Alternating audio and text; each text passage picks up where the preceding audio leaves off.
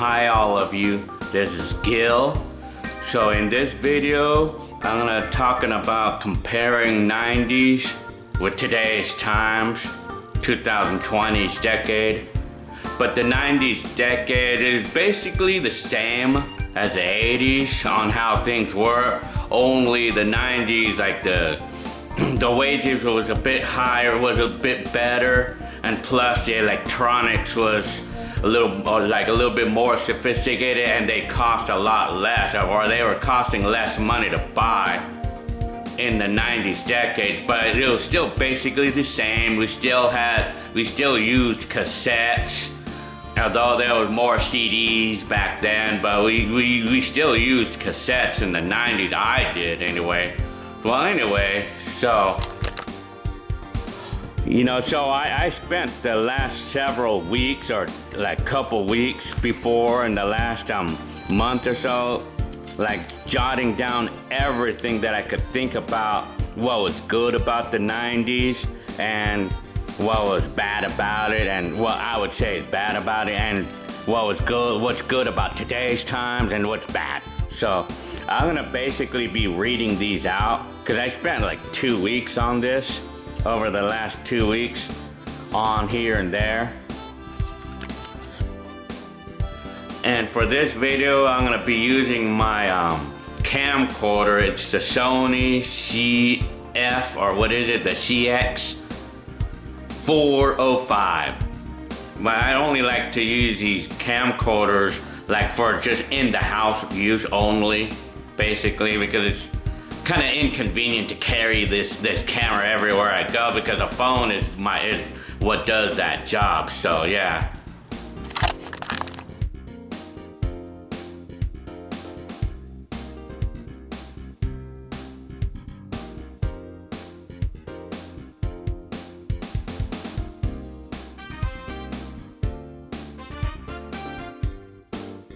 So first thing first, that I would say was great about the 90s is that the cost of living was a lot cheaper and affordable for most of us, Most people back in the day, like almost anybody was able to afford an apartment, like back in the days, because if you remember in those days, in my days in the 90s, a typical apartment used to be like $500 a month for a 2-bedroom. Well, in the videos that you guys probably already saw, the times when I was living in Corona, California, the rent in the D Street apartment, like in Corona, we used to pay like $550 a month for an apartment there for a 2-bedroom. It was a single bathroom, but it was a 2-bedroom apartment that we used to pay $550 a month for.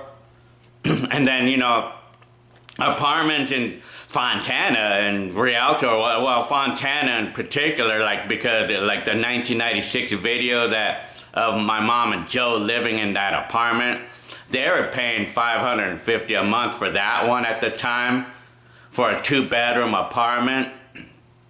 So yeah, apartments back in the days, while in an average city, it cost like maybe $500-600 a month for a 2-bedroom apartment. I don't know about the LA areas, but I know the LA areas was probably pretty expensive. I'm guessing like $800-900 a month. I'm guessing though. I can't remember. I just know Fontana and the apartments that we used to live in, back in the day, and also, excuse me. So. Also, back in the day, gasoline, it was cheap to live. Living was cheaper back then too. Well, in terms of buying cars, I think cars were a little bit cheaper back then to buy. And then gasoline, we used to pay $1 a gallon, I used to typically pay, in the 90s decade, I never paid more than $2, but that was in the peak seasons. So maybe $1.25 was the typical average that we used to pay for gasoline in those days. That was the average.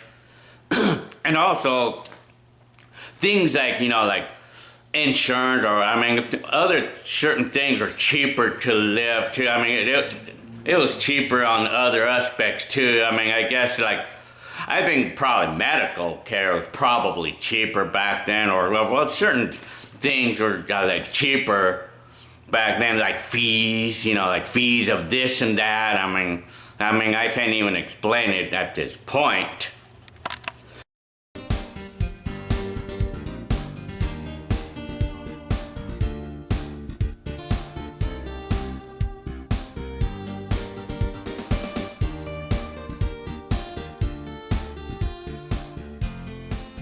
So now this brings up number 2 thing that was about the 90s decade that was better than that was nice about the 90s compared to today. While in the 90s decade, it was a lot less complicated, back in the day. Well, it was more simple. Things were a lot more simple back then without all the complexity of this computerized life, like how everything's all computerized, and like no complexity back then of setting up everything, like game system for an example. Like when you buy that Xbox, you have to set up 1 million accounts, or you have to set it up, and you get all these updates on today's game systems and everything else. Everything that they buy like these days, you have to set it up, and then you have to set up accounts for everything. Man, it's a pain in the rump to do that sometimes, because it gets complicated. Like a normal person, like especially older fellas like me, well, I mean, I'm good. I'm tech savvy. I'm pretty decently tech savvy for my age. But I mean, for a normal older person, they're not, and it's gonna get their head spinning when they're trying to set up a new 2021 device like an iPad or something, because back in the day, in the 90s, everything was more simple, because like game system for this case, they were all simple plug and play. You just plug it in and play, and you play instantly, I went with everything else, even TVs, or like everything else, like every electronic item that you buy, it was a plug and play, basically plug and play. I mean, so yeah, I mean, and then for the cars, when it comes to cars, they're more simple and more straightforward and more to the point technology, like the transmissions in these cars in the 90s, they were just simple 3 or 4 speed automatics. You don't need all this complicated stuff, and they're all like manually driven, or like these transmissions were not computerized back then, for that example, in today's car. While in the cars of the 90s, they were more simple and more straightforward, and then of course we didn't have these transponder keys, these annoying keys that cost quadrillion dollars to replace if you lose them, or it's an ass when we lose things, like if that happens anyway, or if something goes wrong, and like with this finicky technology of today. See, we didn't have all that stupid stuff in the 90s, in the 90s it was more simple and more straightforward. I mean, it just got to the point, things got to the point, like back then, we didn't have any worries about catastrophic failure of these complicated, computerized, driven life, because everything back then was like physical. We did everything physically. Like, for an example, like if we're saving documents, we typically just did everything physical. Like we had physical papers, like taxes, for an example. Like we usually keep a physical copy somewhere, and it's physical, and nothing can get it. I mean, nothing can make us lose it if we put it in the right place. Anyway, but in today's times, we get the complexity of everything being saved onto the cloud or hard drives, and then when we want to retrieve those things, for that example, like we have to go through all these passwords, or you have to remember what site we saved it on. Shit, man, in today's time. But back in the 90s, everything was more simple. I mean, we didn't have all that complexity, like we just, like, for the case of like paper, like if we had to save some paperwork for the coming month, we just put everything physically, like put it away in a safe place in the house, and then we would be able to retrieve it no problem without the hassle of passwords and all. So in 90s times, during the 90s, it was more simple. That's what was nice about it. It was more simple, and you don't have that. You don't have this complicated shit to be putting in your mind, like wondering if you're gonna remember the password, all that stupid crap that we have today. So, yeah, I mean, so that's the simple. It's just more simple life.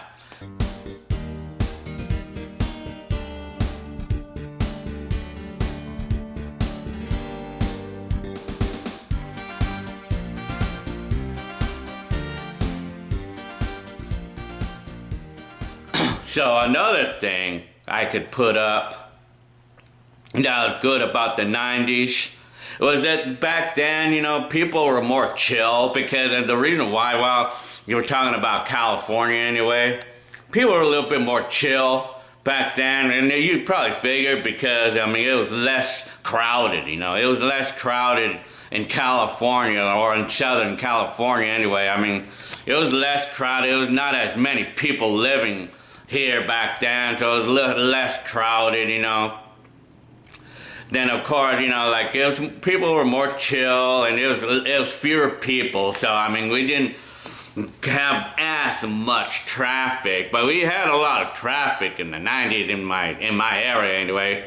We had a lot, but it was not as bad, though. It was not as bad as today's times, though. It's gotten really, really bad in today's times, for traffic.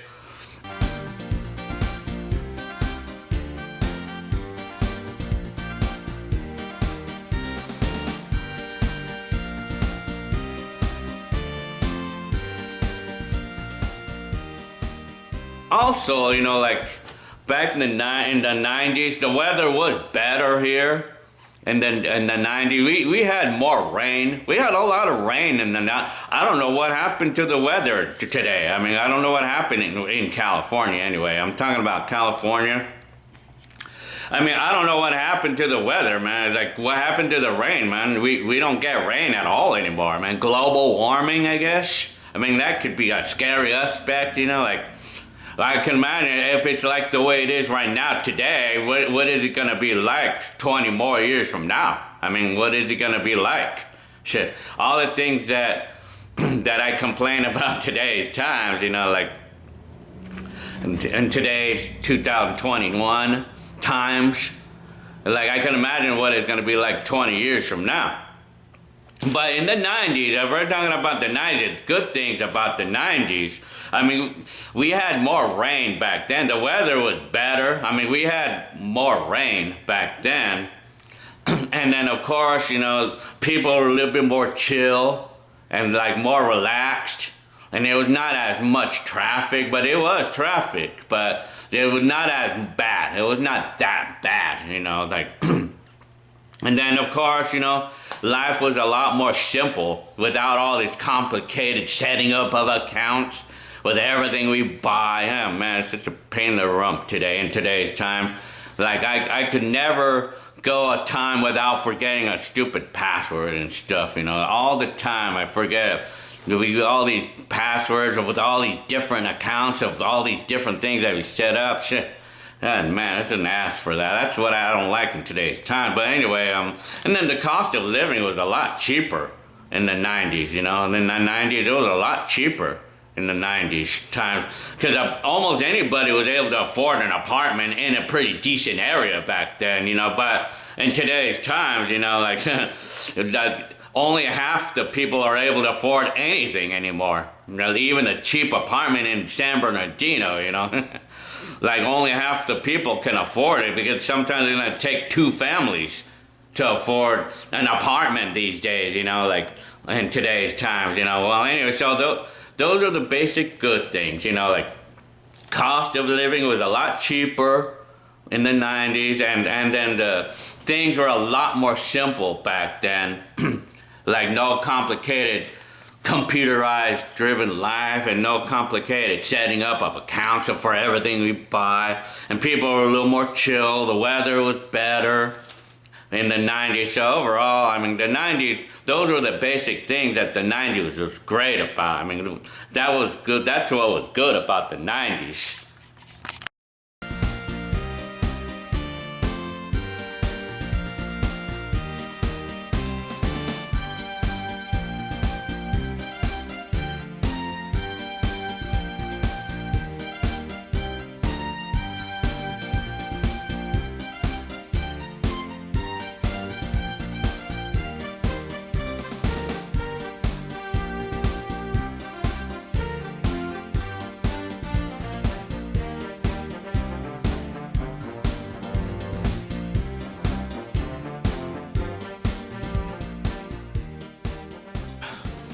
Now for the flip side of the 90s, like that was a good thing about the 90s, but now let's kind of like talk about what was the bad things about the 90s. What were the things that were bad about the 90s? I could tell you firsthand because I've been through there.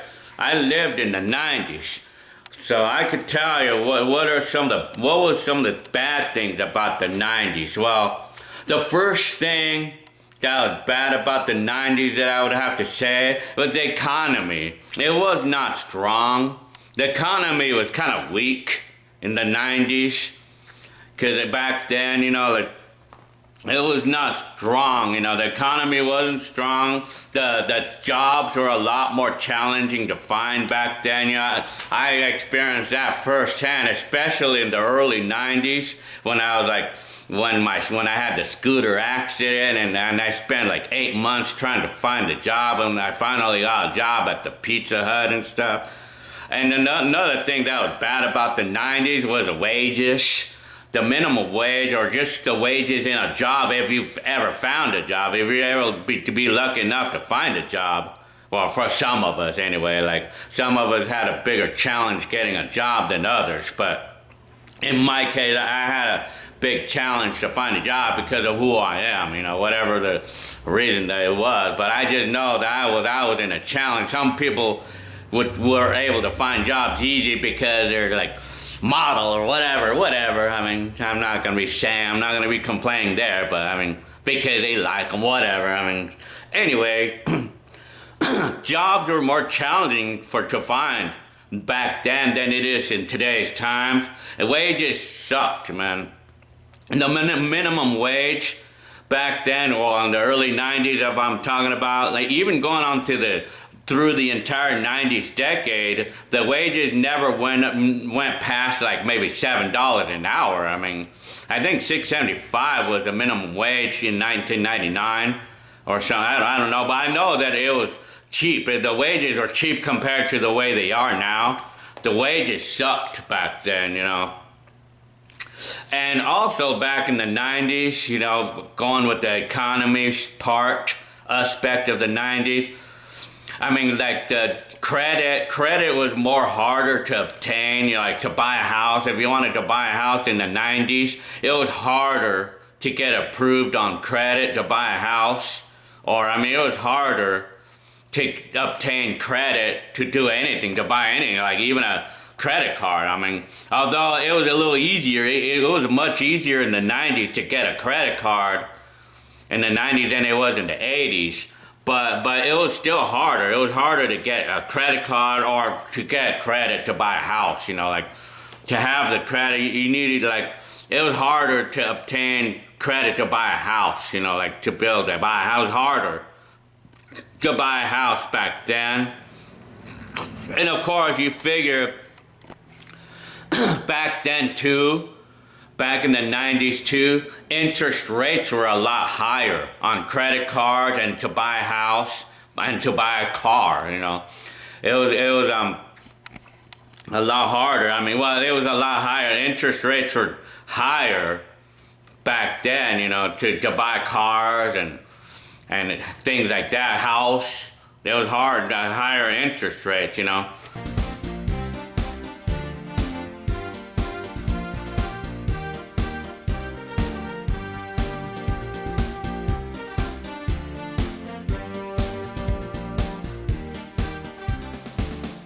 Now that's can bring up now to bring up another thing that was bad about the '90s economy aspect. It was electronics. Electronics are super expensive to buy back then. Computers and TVs and VCRs, DVD players, and other electronics, especially like the camcorder, like what I loved to do back in the time. They were very expensive to buy compared to what they are today. Well, back then, like a computer, it was the top item that was super expensive to buy back then.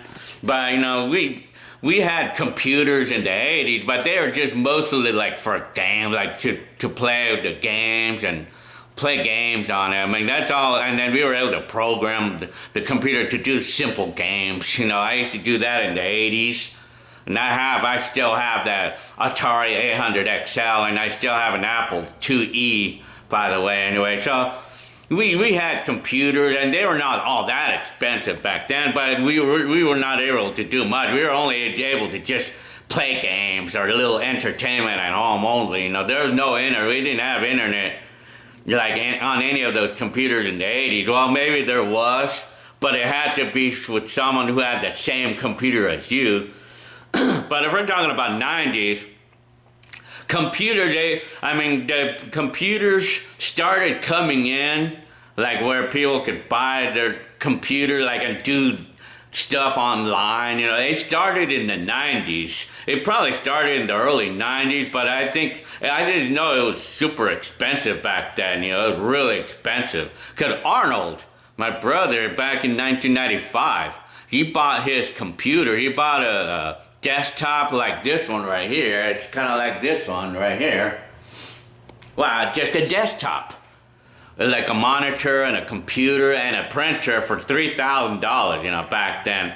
And then, we didn't even have internet at the time, But he was able to do sophisticated little tasks, on those computers. Well, they were pretty sophisticated because everything started to become computerized, like where you could start like typing in your reports and save it onto the computer, That's when it started back then. But I just know the computers are super expensive, so very few people had computers, so that was kind of out of the question in the 90s decade. It was not until later 90s when it started to become mainstream. Computers and internet it started around the late 90s. So, but if I'm talking about majority of the 90s, like computers were just super expensive back then. And then, of course, along with everything else, TVs, but they didn't even have these flat panel TVs. They used to have these big bulky ones, like the big tube TVs, hence where the name YouTube came from. Because, like when you say YouTube, you're putting on the tube. They used to nickname these big TVs, these big bulky TVs, tube TVs. They nicknamed them tubes because that's what they were, picture tubes. They was like these big bulky TVs that were fat, on the back, But anyway, those, even those, they were expensive to buy. Depending on which one you got. A typical TV, you're able to buy them for like a couple $100 for a decent 19-inch one. But if you wanted a nice 27-inch TV or something, it would run into about $500 back then, But that was in 1990s dollars, though. Camcorders, in my case, in 1995 or 1996 when I bought my RCA CC436 camcorder, which I still have, by the way. I paid $5.99 for that one, and that's how much they were. So the camcorder was still sort of expensive to buy back then, So, electronics are still expensive to buy, but they were much better off than the 80s, than during the 80s. So, they're expensive still. So that's the aspect of the economy. The jobs were harder to find. The economy was pretty bad. It was weak in the 90s, Houses, back in the day, houses like they weren't selling really well in the 90s because, well, back then it was harder to get credit to buy a house back then. It was a lot harder, and plus the interest rates were higher back then. It was harder to get credit, and then jobs are harder to find in the 90s. It was harder. I experienced that firsthand, especially in the early 90s. It was really difficult for me to get a job, and plus, not only that, the wages sucked back then. You know, at $4 an hour for the minimum wage, it sucked, man. So yeah, I mean, so in those days, life was less fun to live because we just didn't have the money. Very few of us had the money to spend because of the situation of economy being weak and the wages being sucky. You know, we have less money to spend, so we didn't have as much fun back then as far as spending money is concerned. Yeah, so.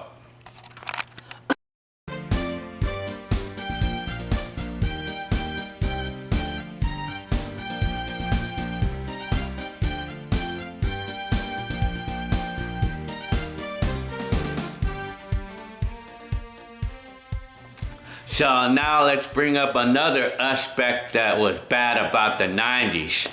Well, the certain aspects of life was inconvenient without today's technology. You know, like you figure everything had to be done manually back in the 90s, you know, like mail, you had to mail the bills or documents or drive to the office for the documents and stuff like. For an example, if you're buying a house, you know, for an example, you had to drive to the office or you had to mail it to send in documents and everything. You know, you had to do basically everything by mail or in person, and you had to do everything manually, you know, like things like that, like bills, pay bills and write out the checks and stuff like that. So that could be inconvenient into, like, if we look at that in today's time, that's inconvenient. But that's how we did it back then, and we didn't really think much about it back then, you know.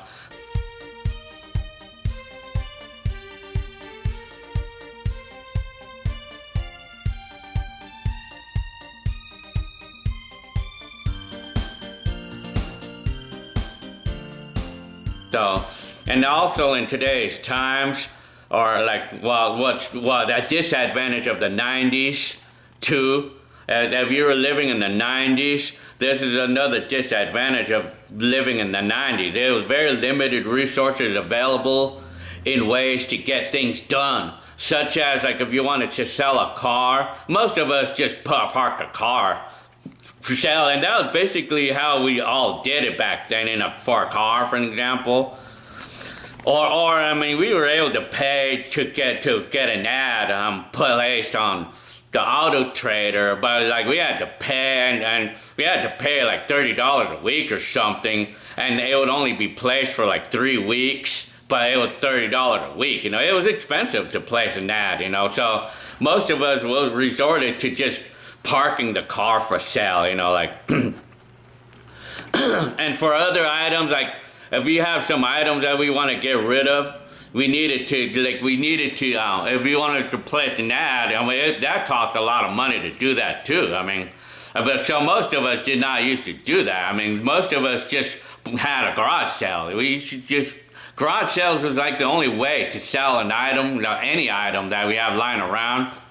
If we had, like, in today's times, and like sometimes when we have an item that we want to sell, like such as, like, say, if you want to sell an Xbox that you have lying around and you want to upgrade to the Xbox Series 1 or whatever, or the PlayStation 4, you want to sell that and you want to upgrade to the PlayStation 5.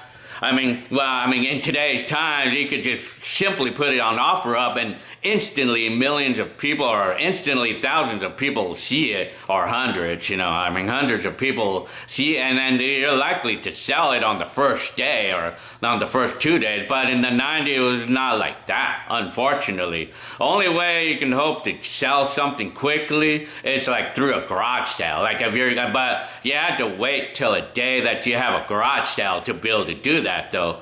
But I mean, although I think we probably had some of those a little bit more often back then, but I mean, anyway, yeah.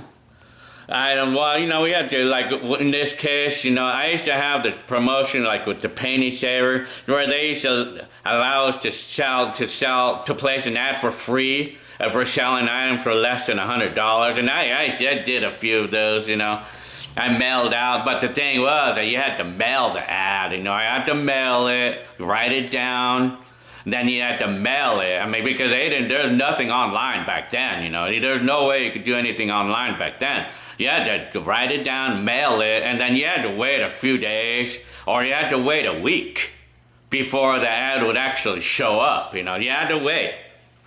And even when the ad did show up in those days, I mean, like, and if you sold the item right away, like if you happened to sell it right away, or if you were selling something that was popular, if you sold it right away, there was no way that you could cancel the ad right off the bat. You had to wait for the books to write out, you had to wait for all the ads and books to write out, like for those books to get old. Because, for them to stop calling you, because I had a lot of that back then, I sold a few things. I sold something right away, but the calls kept coming because there's no way I could cancel the ad at the time right away, back then, Yeah, I know I had a case like that one time when I sold my Atari, because I think I sold an Atari back in the day. I had an Atari with 48 games for sale, and I was selling it for $100 at the time, where I put 90. And then, I made an ad, I wrote out the ad, and then I mailed it out, and then I had to wait for a week for it to be placed finally, and then I started getting calls everywhere. I was getting called like left and right, man. I tell you, I remember that. And it's like I basically sold it right away. Like as soon as the ad popped up, I sold it right away. I mean, like on the first hour, I sold it. And I was pretty happy to have sold it right away. I mean, but the thing is, I had to wait a week for this ad to show up on the books. So like they print them all out and stuff. So I had to wait a week to be able to finally see the result. And it's not like in today's times, if you have something for sale, like in today's time, like an Xbox One or something, if you had that for sale, you could put an ad instantly, and you can a lot of times sell it right away. I mean, right away you could sell something like as quickly as in an hour, like within less than that. I had a number of items that I put on OfferUp, and I sold them right away. Like in this case, I put a bunch of bikes for sale over the last year, like during the pandemic, that I had a lot of that I didn't want anymore. Right away, like within like 20 minutes, they sold. Some of them sold on the first 30 minutes, like of placing that. And of course, when you place an ad in today's times, it goes up instantly. But in the 90s, it was not like that, That was one aspect about the 90s. Limited resources on being able to do things, on ways to get things done, like a car, especially like when selling a car. I mean, like, of course, in today's time and in the 90s, the easy way to do it is to trade in a car, but I mean, it's never the thing to do. I mean, but in the 90s, the way I used to sell a car, the way and only way that I used to achieve selling the car is parking it out for sale. That's the only way. And back then also, I mean, when it came to buying stuff, now let's say when it came to buying stuff in the 90s, if you were looking for stuff to buy, like if you wanted a good deal on a good used item or something, like let's say a camcorder, let's say, back then, you were able to look on the newspaper. I mean, they used to call it like the recycler. I mean, I think the ads were free on that, but I mean, I think they were free to place an ad, but of course you had to wait for them to place it up. But I mean, you had the recycler, but the thing was, you gotta remember all of these ads, they did not have pictures, so you could not see them. It was all just a print on what they were selling.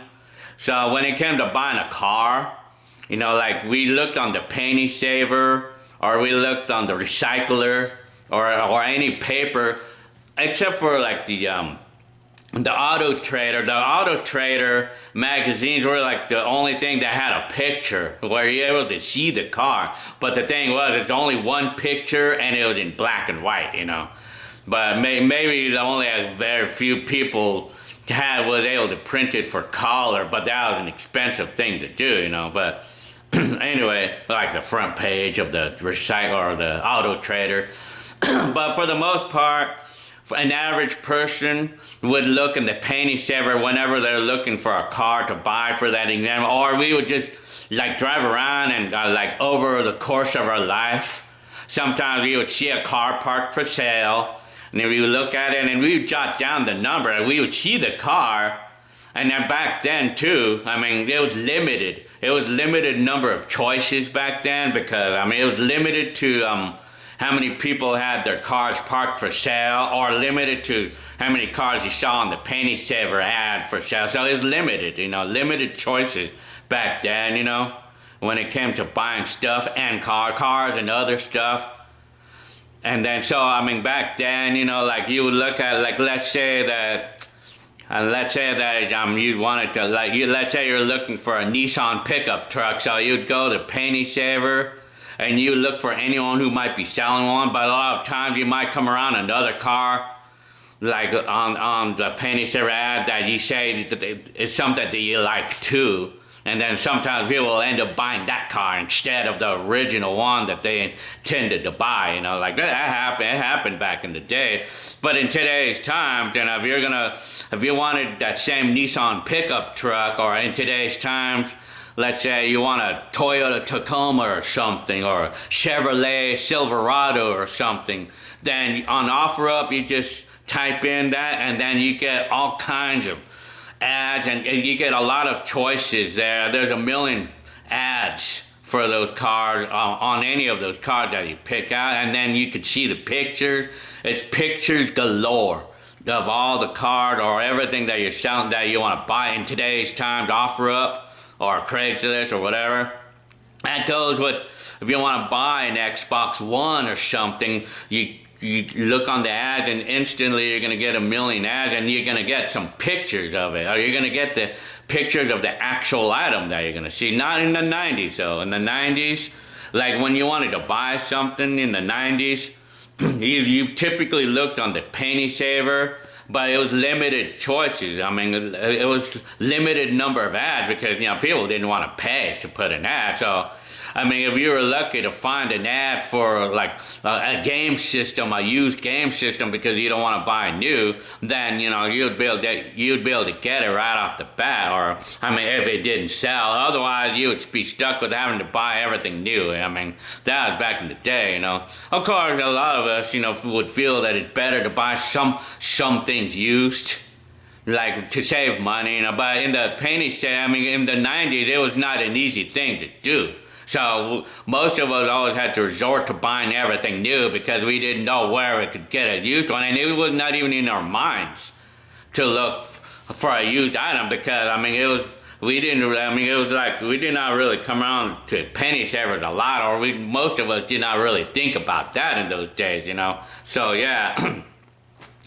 Well, anyway, about the ads, I mean, one time when I was selling an Atari, you know, I sold it right away, but I sold it on the first hour. But the problem was that in the 90s, and I mean, people were still calling me left and right though after I sold it. And I tell you, these calls kept coming in, man. I tell you, and you know what? It took like 2 or 3 weeks for those calls to finally ride out. You know, yeah, 2 or 3 weeks, maybe almost a month. Took like a month for those calls to finally ride out, man. Finally, you know. It happened to me a number of times, you know, when I placed an ad for something in the 90s decade, going on to the 90s, like middle 90s and everything, you know. I sold these items and then I was still getting calls for these things, and it would not stop until like maybe 2 or 3 weeks back in the time. It's not like in today's times, you know, like if you sell something, you could cancel the ad right away on OfferUp. You could delete it right away and then nobody will call you anymore. I mean, yeah, that's what was nice, you know. You're able to do everything instantly in today's time. But in the 90s, it was not so much instant, you know. I mean, you had to wait for weeks, you know, for everything to happen, you know.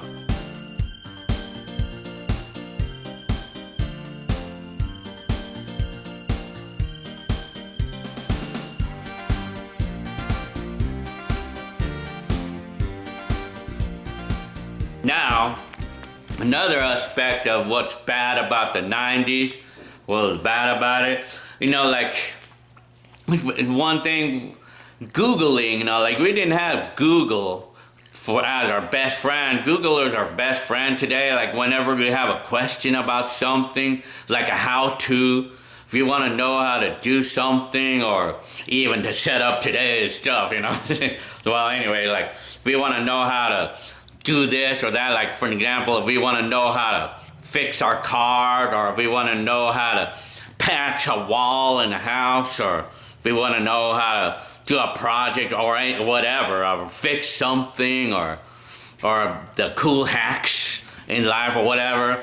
Back then, you know, if we had any inquiry or questions, we had to look on books for that kind of stuff about it, or an encyclopedia. Like, if we had a question about, if we had any random question one day about, like, let's say, like, animals or anything, you know, if we want to know a certain thing, we had to, if we were really curious about anything in life, we only had books. We had to go to the physical books or encyclopedia or something, or just talk to somebody, or just talk to any random person. But it would be nice if we had a teacher lying around. But anyway, well, just a random person, you know, like. But this was especially hard on situations like when we needed to fix our cars in the 90s, when we needed to fix a car, or we wanted to know what was wrong with the car. I mean, the only way we would be able to get some information was through books. Any books that you might have about it. I mean, if you had a Chilton's book, I guess that's what they're called, about your specific car, I mean, that was helpful. But I mean, back then, you know, it was only that book that you had available to help you with the car repair, or reading books about how to troubleshoot a car, and that went with everything else, you know, because in the 90s we did not have YouTube to go through to know how to fix a car. We didn't have any of that stuff. We didn't have any of these how-to videos. We had nothing like that. Only way we were able to go through a how-to was figure it out on our own, basically using our books or talking to somebody, man. Talking to somebody, if some of us were lucky enough to know somebody who knew that specific subject in your life that you needed to work on, like on your car. If you're lucky enough to find somebody, to have somebody to know somebody who's good with things like that, then yeah, you were lucky there. But otherwise, we were on our own back then. You know, we had to go on our books, or we had to talk to friends if we hopefully that they know something about it.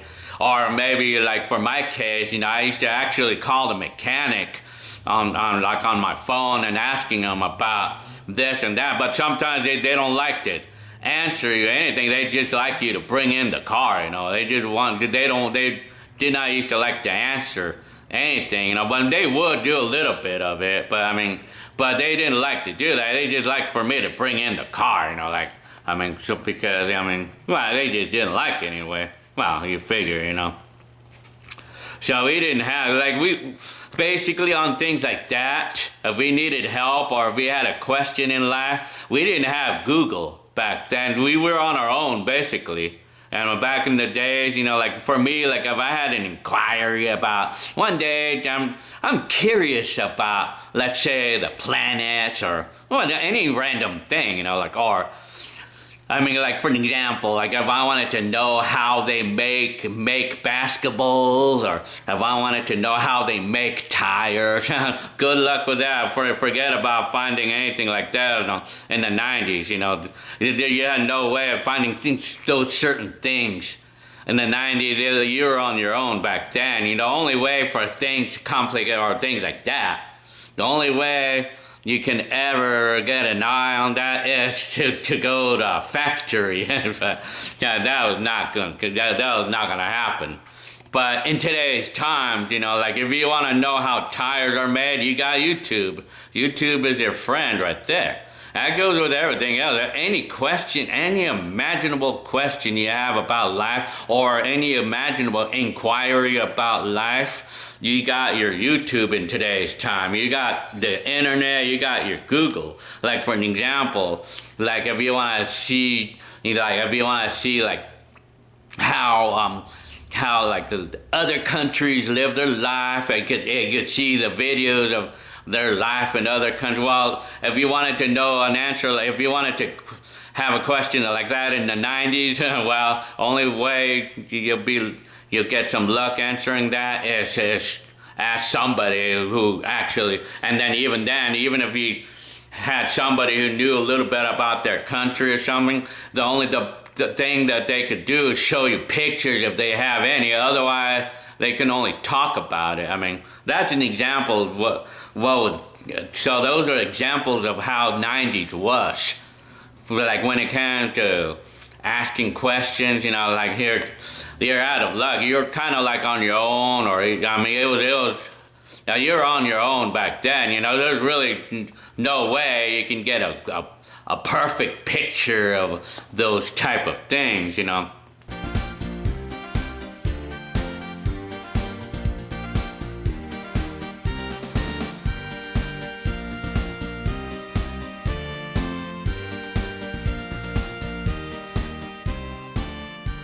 Now another thing that was bad about the 90s is how I call it, like let's say like the limited resources on finding hard to find items.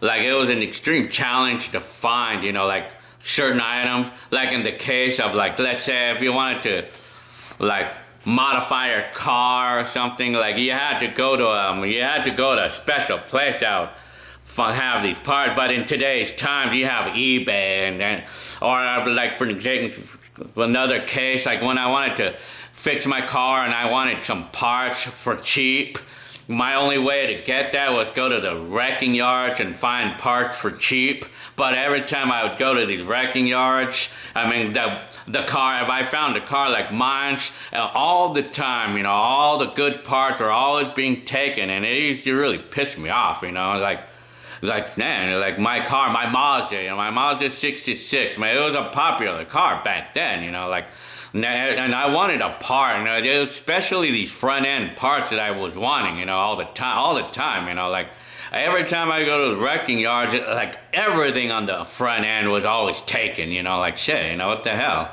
like.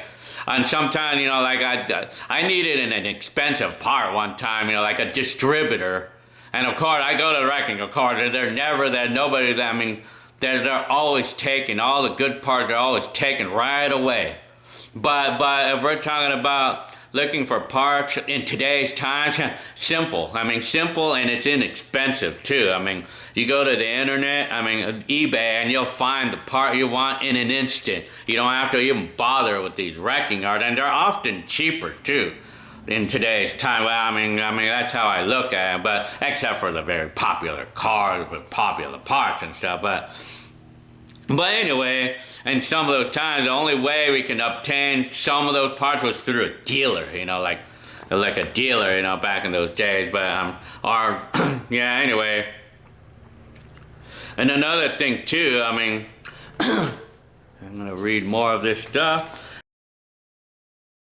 See, not only that, like those certain things like how we call it, like music. Now if we're talking about like music in the 90s, any song we wanted to play, we had to buy the record or the CD.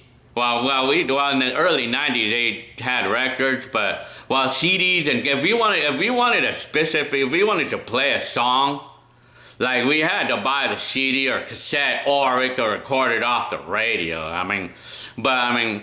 But we had to buy the whole album, the whole CD, and the whole cassette in order to play that song, if you wanted to have that song in your collection, you basically had to buy the whole CD and whole record, or the whole cassette, or you could record off the radio. A lot of I used to record off the radio, but I mean, back in the day, you looked better. You looked better if you had the CD or the cassette, but preferably the CD back in those days, You looked better with the CD, of those popular songs, From here, many of us made custom cassettes for our cars with their favorite songs off the CDs in those days. We used to do, we had a large collection of CDs. We would go ahead and make a custom cassette, which was kind of nice, But of course, a lot of people would bring the whole CD collection in the cars, People used to do that. It was very common in the 90s for people to bring in the whole CDs, because they would not think about making a cassette, but they liked the ability to select the songs right away on the CD. But the thing was, bringing the CDs to your car, you risk getting it ruined. The CD will get ruined in the car, over time, or it might get stolen too. But when it came to, a big aspect about the 90s that was not so great for me is that back in the time when it came to songs that play in the nightclubs, when I used to go to these nightclubs, or like a friend, like when I would visit friends or family members or whatever, nightclubs, when the music that they played on their stereo or the nightclub, if we really liked that song that they were playing, there's no way we could find out the name of the song if we don't know. If we don't know the song, there's no way that we could find the name right there, because we didn't have our phones back then. We didn't have any phones with Shazam back then.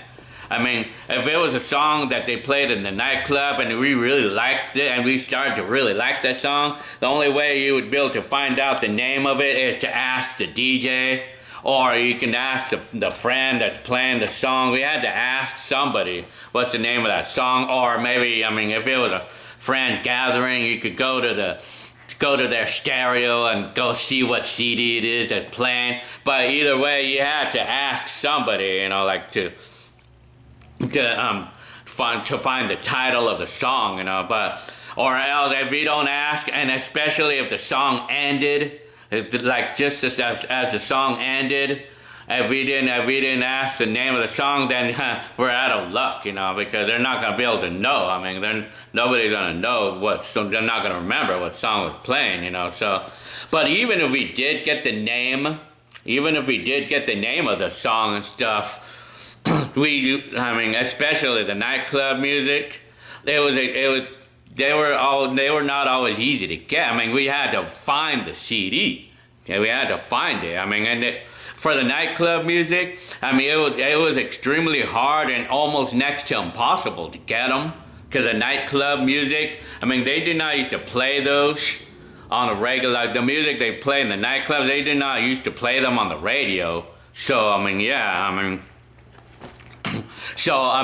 for the nightclub music, even if you got the name, it was gonna be a very big challenge to be able to obtain the record of that song or the CD and stuff. It was gonna be very difficult to get it. You had to basically ask them where they got it, or maybe you can ask them to record that song, But that was the way to do it. Back then, that was kind of the only way to do it with the nightclub music. You had to ask them to record it, but it was kind of hard to go up to a DJ because some of them may not feel like doing it, so. But, it was only some people who were kind of gifted in those times, to know the DJ, to have a friend who was a DJ, and they were able to obtain all the cool stuff back. But for me, it was a major challenge for me to get all that cool-ass music in the 90s, in the house music. To the long story short, I never was able to get any of that music. I was never able to obtain it. The only music that I obtained was when I asked the DJ to record a mix for me. But it was mixed, That was the only way, the only time that I was able to obtain all of that cool music. I mean, otherwise I was not able to obtain. I was never able to obtain any of those individual songs. Never. I was never able to do that. Apparently, not without today's technology to help me. Because in today's times, if I was able to bring today's technology to the 90s, I could get the Shazam and get the name of every one of those songs, and then I could YouTube it. And I would be able to get the song instantly. I'd be able to get it instantly or hear it instantly on YouTube, and I can even kind of download the MP3 off of the YouTube with we all do that kind of stuff, But I mean, see, in today's times, we're able to get the music, that we like in an instant. But in the 80s, in the 90s, good luck with that. It was hard. It was different. You had to be gifted in that aspect of life. You had to be gifted to know somebody who was a DJ, then you'd be the only one back in the day to have the coolest music in your car, I tell you.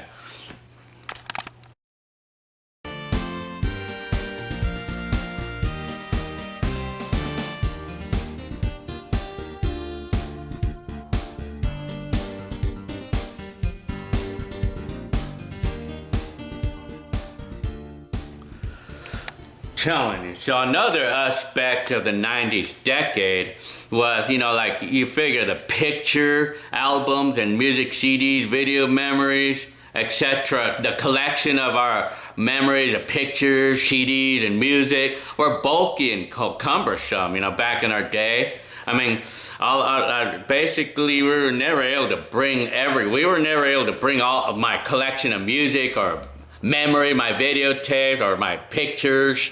I mean, it's not something that we could bring everywhere we go because it was too cumbersome to do that, I mean, for pictures, we were only able to share while we were at home, basically. The pictures, I mean, if we had a big picture collection that we really wanted to share with family and friends, the only real way to do that is if we were at home with visitors, if they came and visited us at home.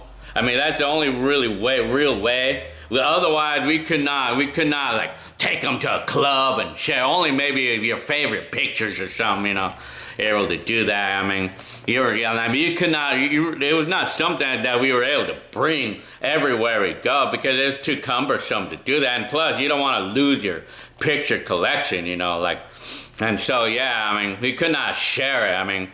And that went with music or anything else, like videotape. For me, in my days, I used to like to share my videos, with my family members, So, I mean, the only way I was able to do that, it was when my family came and visited me, That's the only way I was able to do that. But I had my days, or friends, if we had videotapes, of course, we can make a copy of the videotapes and give it to my family and they would see it, but with me not know, without me being there for them to see their reaction and stuff. I mean, so it was convenient to just bring a few of our favorites, if we were going everywhere we wanted, if we were going to Vegas, for an example, and we had a big collection of music that we all loved, all of songs. We were only able to bring a little bit. We were only able to bring a few of our favorites over with us because it was too cumbersome to bring everything,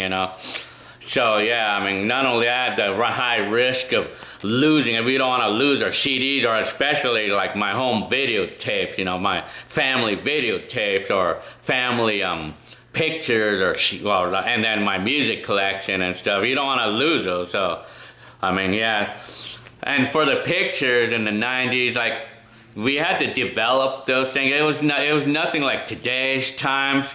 It's not like our phones where we take a picture and we could see it right away and then share it right away. But in the 90s, it was not like that.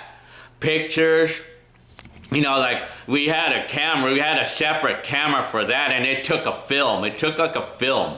We needed to buy film for this camera.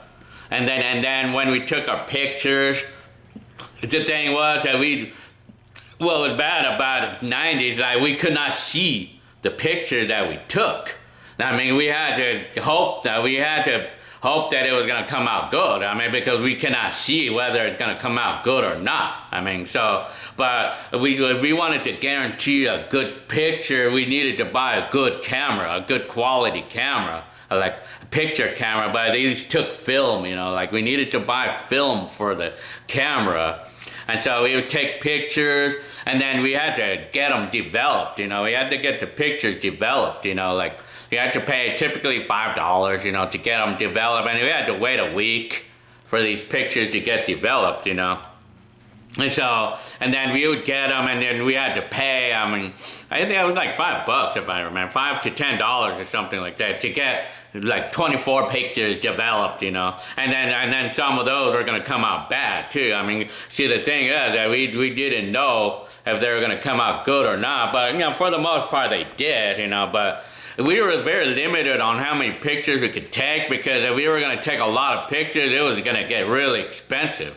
Unless you wanted to spend all that money to get those pictures developed, we were limited, we were limited on how much we could take. We can only take, we had to make sure that pictures that we took, we had to make sure it was going to be a good one, because otherwise, like, we don't get a second chance because it's expensive to buy, to keep taking pictures. And then, of course, we can't even see the pictures that we take, so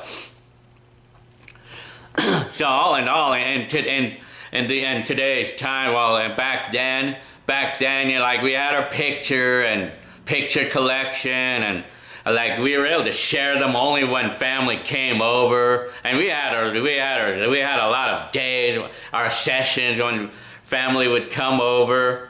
And then we would spend maybe an hour out of the whole visit, showing them, like, everybody would be showing their pictures or sharing and sometimes families might bring their pictures, and we would have a little session of sharing our pictures hand to hand, on the table, that's what we used to do, like in those days. And then the music. Sometimes, if we would have a little gathering and we would play music, some family would bring their cassettes or their CDs, and they would want to play it and show it off, Or sometimes we would have our car, we would show off our car. And back then, too, yeah, so when it came to cars, too, yeah.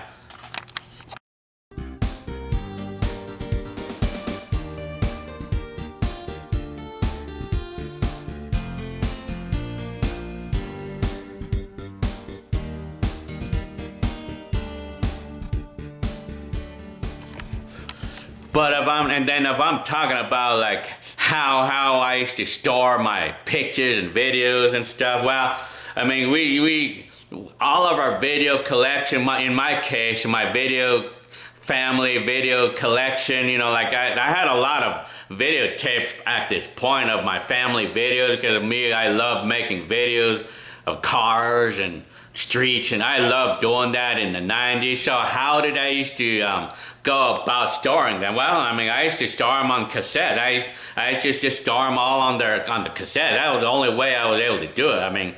I would just keep my physical collection of tapes, all hidden and all put away neatly in the closet. I would just, and then whenever I wanted to play a specific tape, after all these videotapes are for my personal use or were, you already understand that these videotapes were originally for my personal use only. But anyway, whenever I wanted to go to a specific date of the video, I would go look into my videotape collection, and I would look for, say, 1991 or something, that I wanted to remember my scooter accident or something. So I'd find the tape with the 1991, and then I'd put it on the VCR, and then I would be winding it and forwarding it, and I would just reminisce the times when I had the accident or whatever, or I would reminisce the times when I was broke in 1991, or when I tried to find a job, when I got my new camcorder in 1991,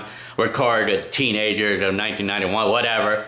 Or if I wanted to go back to, say, 1993, I would have to go to my 8mm cassettes and find the one, and then I would have to get the camcorder. I would have to use my camcorder to play that tape. It was not until 1996 when I had the idea to go ahead and make a copy of all of those cassettes all into another one. Like I wanted to record every one of those cassettes all onto the super long play mode or extended play mode on the VCR, on each tape, on each VHS.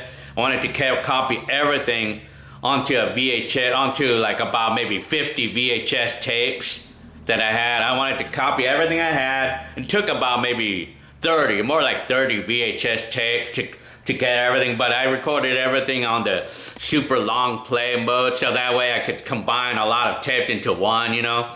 So I wanted to make it as less bulky of a collection as possible, but of course I kept my original ones and I put them away and I just used the copies. But it was more convenient for me to have everything all into one tape, you know, but of course I was only able to fit like 3 cassettes into one, you know, but it was more convenient to have 3 cassettes into one rather than having a separate tape for those times, you know. So that's how I did it back in '96. I copied everything onto my VHS, onto like about 30 VHSs, and I just used the big case of 30 VHSs at my convenience. Like whenever I wanted to go back to a certain day, I would go ahead and get the VHS, which was right there, rather than going to my closet and going through an individual cassette. You know, it was convenient for me, but still, I mean, it doesn't compare to today's times, you know.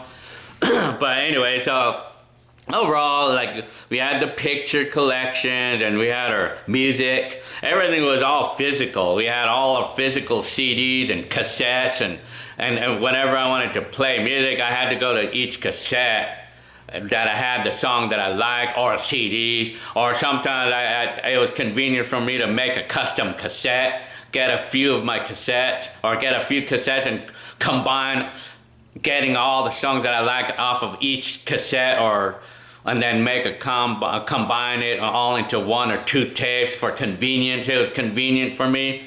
And I used to combine like all the songs that I liked into a few cassettes to put into my car.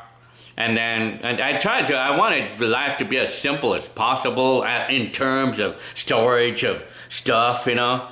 So if we're talking about simple, like today's times, it's simple on that part. Storing of pictures and videos, yeah, it's simple on today's times, and it is because we have the hard drive and we have these memory cards that could fit everything in today's time, you know. But that's today's, you know. But I mean, that's the thing that's nice about today. I mean, but anyway, I mean, I'm just talking about how it was in the 90s. So in the 90s overall, if you look at the 90s back then, it was kind of inconvenient, you know, like, it was inconvenient for me to store all these videotapes and have all these videotapes stored, and then the big collection of music. It was kind of inconvenient to have a big collection lying around in the house, and whenever I wanted a song, I had to go to that CD, you know. It was kind of a pain in the butt, but I lived with it, you know. But of course, you know, I did not used to have to do that because I combined all the songs that I liked onto one, you know, onto one cassette, you know, in the 90s.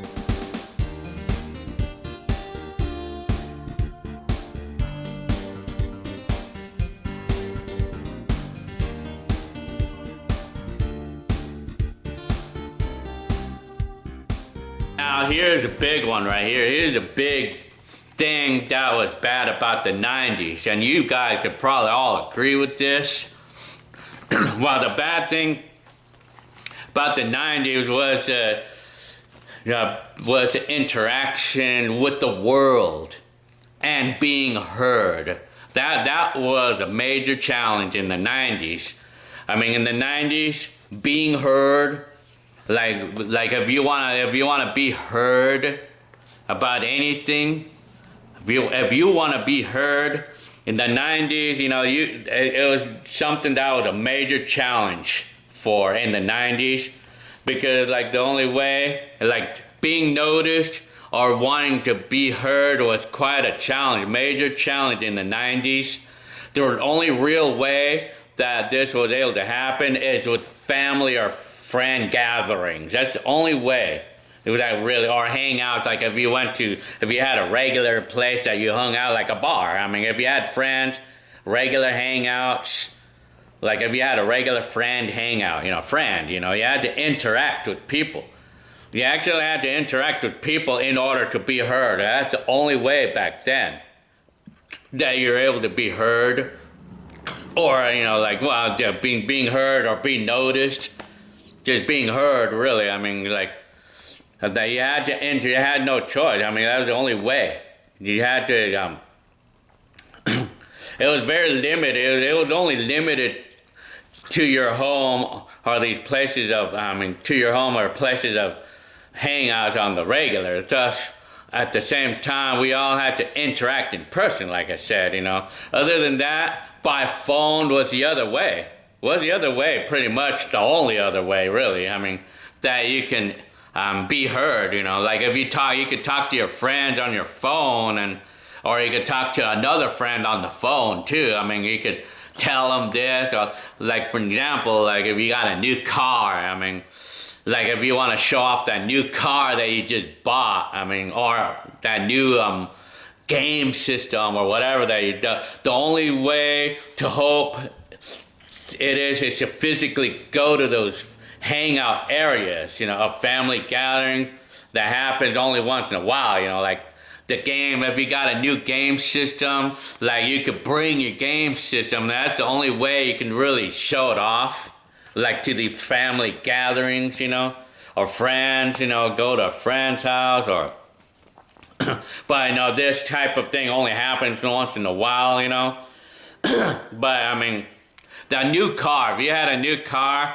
I mean, the only way you could really show that off in the 90s was going to a family gathering, or, I mean, you could not really show it off, like, to the world, you could not do things like that to the world, like, not like YouTube, like the whole world could see you. I mean, the only way you could really show off that new car is to your family. But I mean, of course, you could drive down the road showing off your ride and stuff. But I mean, but you had to see people you had to see people looking at you, and then well, of course, I mean, but that was not like that was not the exact way that you want to get attention, because you want people to come to you, but in today's time, like people will actually talk to you online, like about your new car or whatever. But I mean, that's when it came to like showing off, and like for that example, like of course, you could call your family and friends about your new car that you just got, but you had to wait. You have to basically wait till the next time you see them to actually see for them to see the car physically, But that's an example, and that goes with anything else, For my case, like if I had my camcorder, I mean, if I wanted to show it off, I mean, I could not really do that. I mean, it was hard for me to be noticed on whenever I wanted to show off something that I got new. I mean, the only way I could do that is when family and friends would come over. I mean, that went with anything else that we wanted to show off, or that when anything else with the world, if we want to show off. Like for example, like if you're good at drawing, or if you have a talent on something, if you're really talented about something, like say drawing, or if you decorated your room really nicely or really cool or whatever. I mean, if you did a really cool project in your house, I mean, it's only limited to family gatherings that could actually see your work of art, like. But in today's time, you could post it on Facebook, your work of art, your drawing or whatever, and everybody will see it, and you don't have to wait to visit them or anything, So yeah.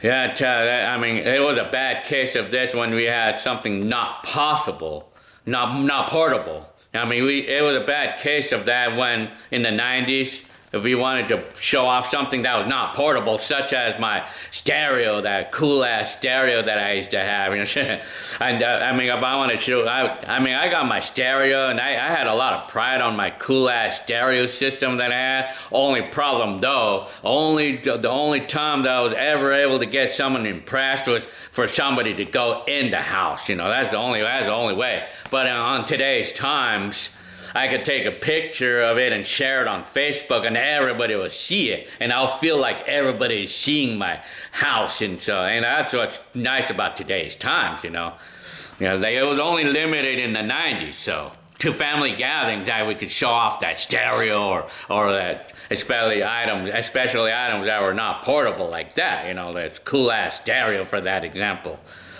And then getting the full satisfaction of things like showing off were very difficult. It was very difficult in the 90s, because it was very limited ways, like I've been talking about right now. But even then, it was just mostly limited to just family and stuff, family and maybe a few friends, and it was not very often. It was not. It would probably max out at about 50 people total. Like maybe for some of us, would actually see your stereo over the course of like a year or something that you had it for. But in today's times, I can get 50 people seeing my cool new item that I just bought like on the first hour or probably on the first minute in today's times, that's how it is. So back in the day, being heard, it was a major challenge, to be heard. And this was especially true with people like who are introverted like I am, or people who are super shy. It was especially true with people who are shy. It was a major challenge to be heard. It was even a bigger challenge to be heard by the world if you're extremely shy or if you're introverted. The only way, in the 90s, if you wanted to be heard or if you wanted to show off or in any way, you could just walk outside in the public, you could just walk outside and like ride that bike or something while you just walk outside while you just had to be in a public place in order to hope to be heard. But the thing is, you had to speak out though back then. Back then you had to speak out, in those days. But it was a big challenge back then, in the 90s. So that's the one thing that could be pretty bad about the 90s on that aspect. But some of us, we lived through it. Apparently I did. Although it was harder for me to like that aspect because I was too shy or too introverted back then. I was really introverted. I was introverted then, and I'm introverted right now. But it was harder. 90s is kind of like a terrible decade for an introverted person who wants to be heard, If you're an introverted person or a very shy person who wants to be heard, 90s decade is not for you. I'm telling you right now, 90s is not for you. Today's time is for you because if you're introverted, you could still like type out your feelings or how you feel about today's world, happiness or whatever, or share your happy moments or whatever, like share your drawing. You can share the world in an instant in today's times. And so 90s decade is not for you if you're an introverted or shy, if you're super shy. 90s decade is not for you, I'm telling you right now. So you shall think about that before, if you're an introverted and if you want to visit 90s, think about that first. Telling you.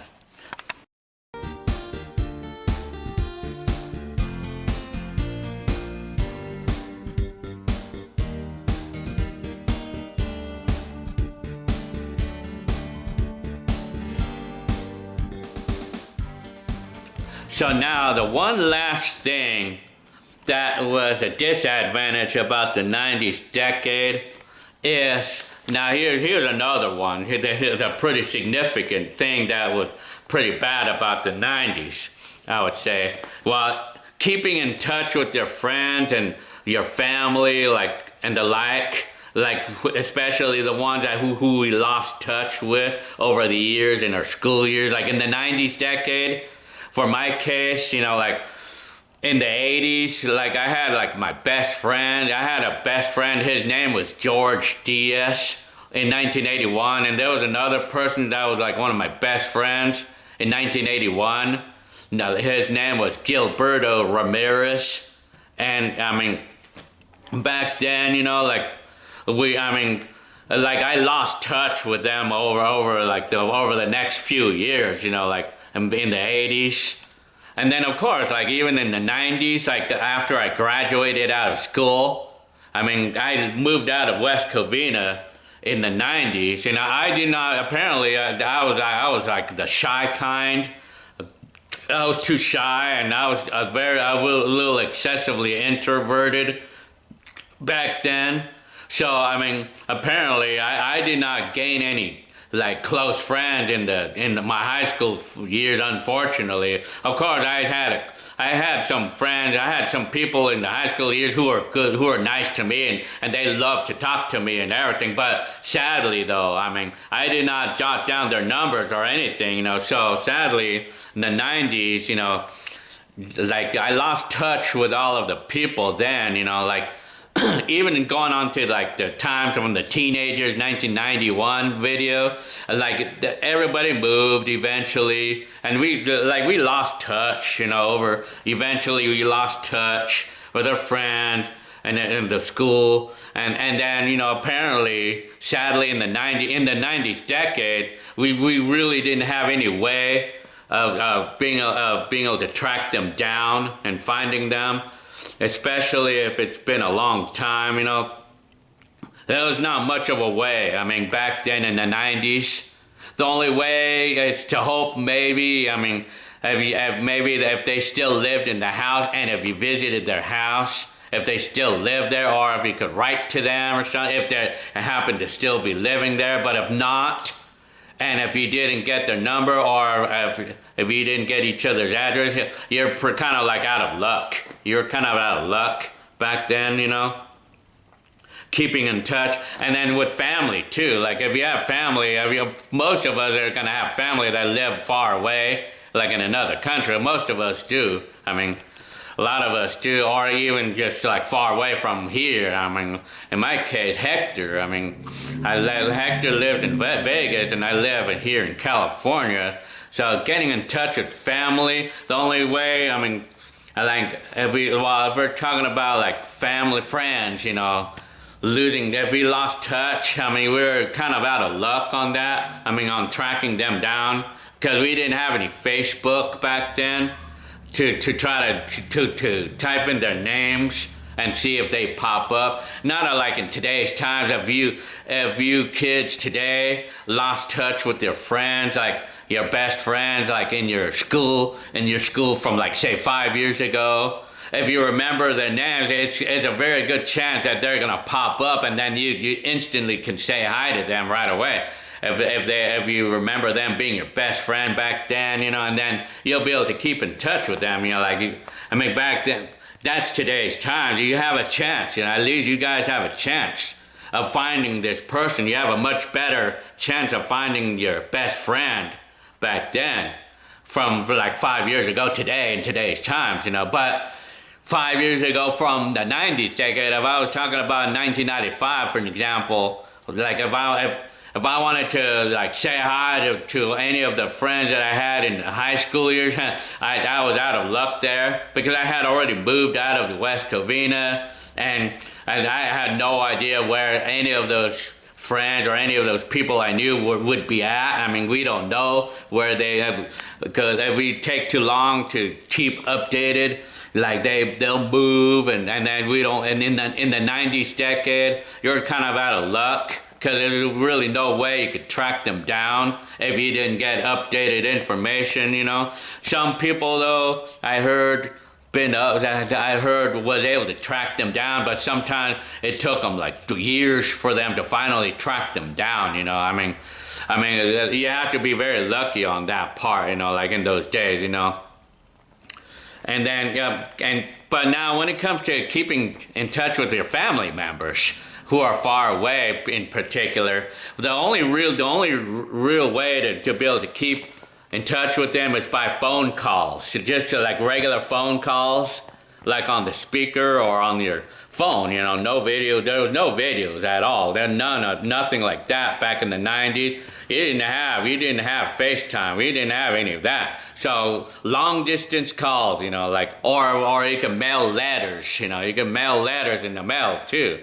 Well, this was especially the case with overseas friends and family, very limited because even then it was very limited because of the long distance calls. It was really expensive, it was expensive. So we would probably only call maybe once in a while if we had friends that lived far away, like in another country. It was very limited, limited on how we call it, on keeping in touch with the family members.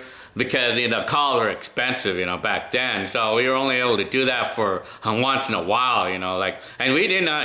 In my case, my grandma, we didn't really used to talk on the phone very much because we just didn't. We just didn't, because it was expensive. We didn't talk with families in Mexico back in our day because it was expensive back in the 90s. And it was once in a while that we used to do that, in the 90s decade, But overseas, you could talk to that in the 90s decade. The only real way that you can keep in touch is just talking them on the phone. But other than that, just mailing letters. If you had letters, you could mail them letters.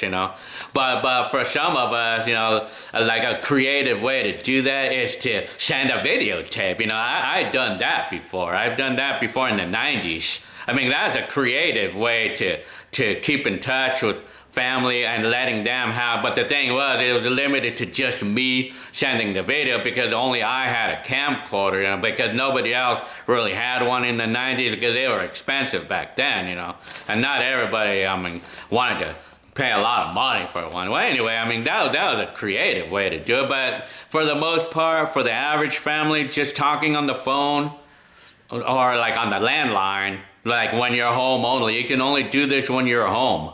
Back in the time, only when you're home that you could do this.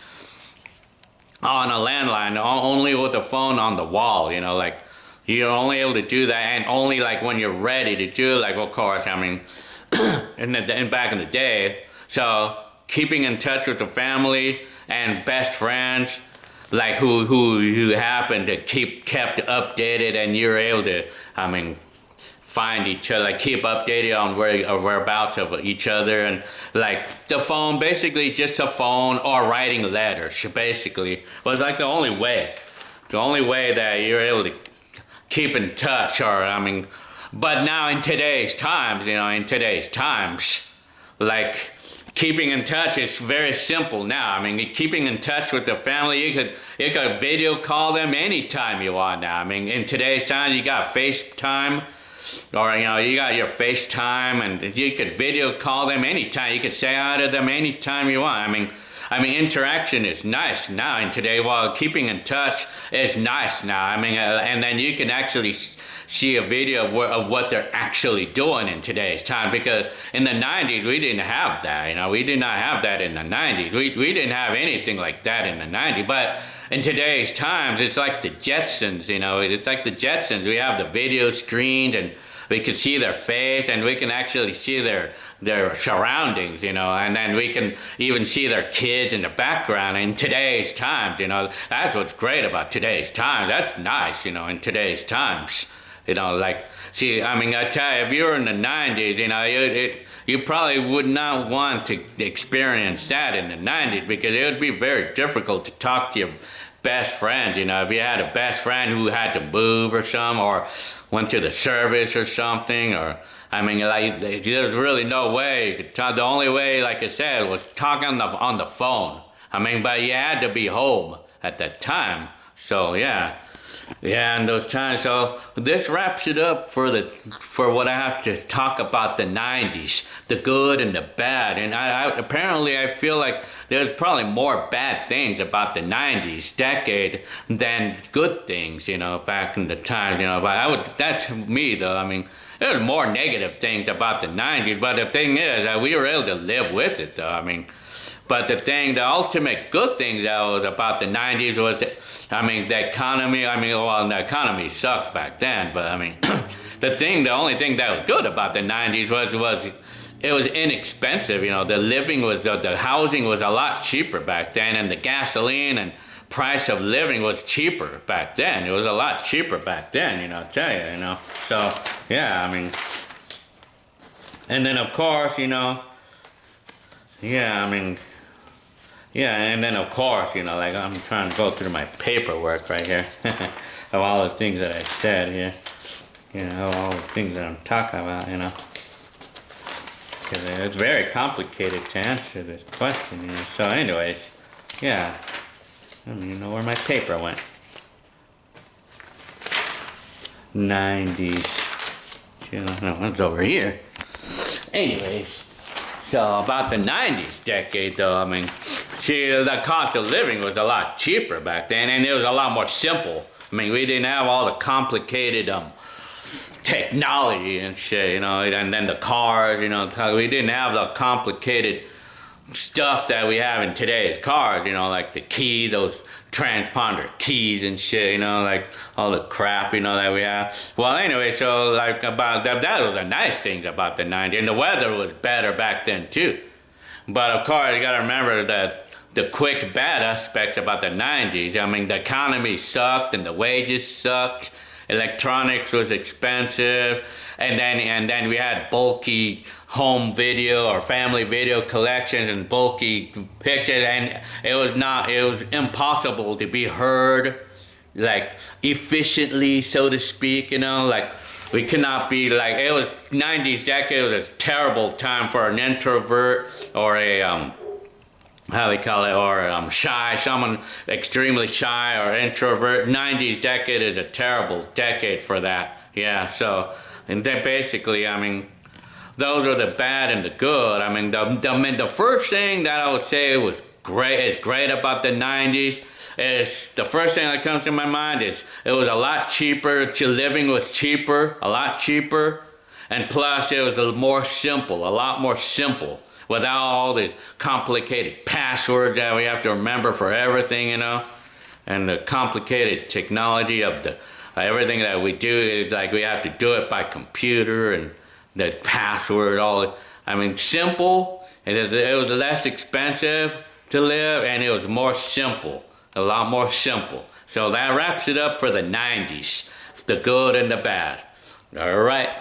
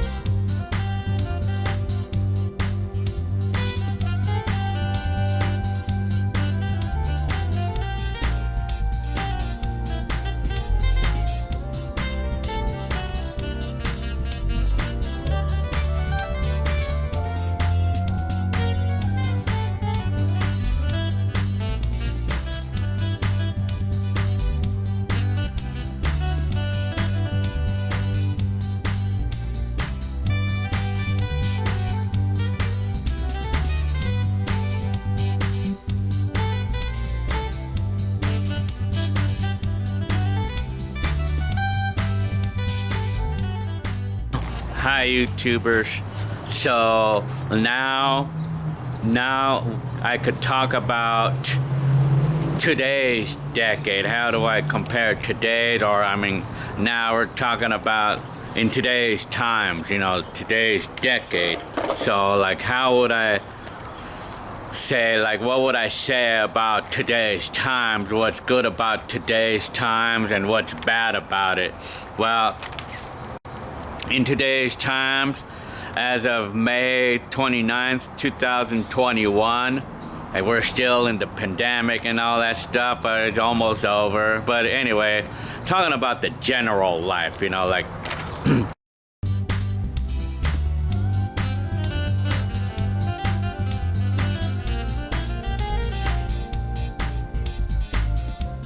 in 2021, the things that's great about today, that I love about today, is like the ultra convenient technology of today. Like we could do everything. The thing that's great about all this is like being able to do everything online these days. Could pay all our bills and do our appointments, every imaginable thing, we could do online, and because we have our cell phones and everything, you do everything. Like it's even gone to the point of doing DoorDash and yeah, like ordering food online. You just like you could have somebody bring you anything now these days. It was not even like. It was in the recent times that we were not even able to do that. Like only a year ago or two, a couple of years ago, we weren't able to do such a thing like that, like going to DoorDash or Instacart, and now today's times we can do that. We can do pretty much almost everything online, have somebody do it for us, it's like the Jetsons, or some, like the cartoon, the Jetsons, like we could do everything online, everything. It's nice, like shop, go to eBay, like find everything galore, like the ease of buying. And then it's like also like, and of course it's without to say the ease of being able to sell stuff and go to OfferUp. It's it's ultra convenient in today's times, like you go online to sell your stuff, and you can sell your stuff instantly, almost pretty much instantly. And then of course you got the convenience of like maps, like the Google Maps and your location finder. Like if you want to find, if you need to go to a certain store, like if you're looking for crafts, for an example, like let's say you want to do an art project like my kids do sometimes, and we want to find a place that's good with art, good with art supplies. And so it's simple. We just Google it. We just Google art store. And then a number of things will show up, and we can instantly get to the place that we want to go. And then when you find a place that looks good, we just click directions, and it'll take us to it instantly. So that's the nice thing about today's times, And then not only that, today's technology, it can actually even be a safety thing too, because you could put like wherever your phone is at, it's gonna show where you're at. Like if for an example, if you had a child or a young kid who has their phone, their mom could find where they're at in case if they get lost, or if you were gonna get lost anywhere, somewhere, like if it was gonna happen, like for kids particularly, youngsters, they just go to Google Maps and we could find our way. And it's kind of like a little example, a quick example. And then another aspect.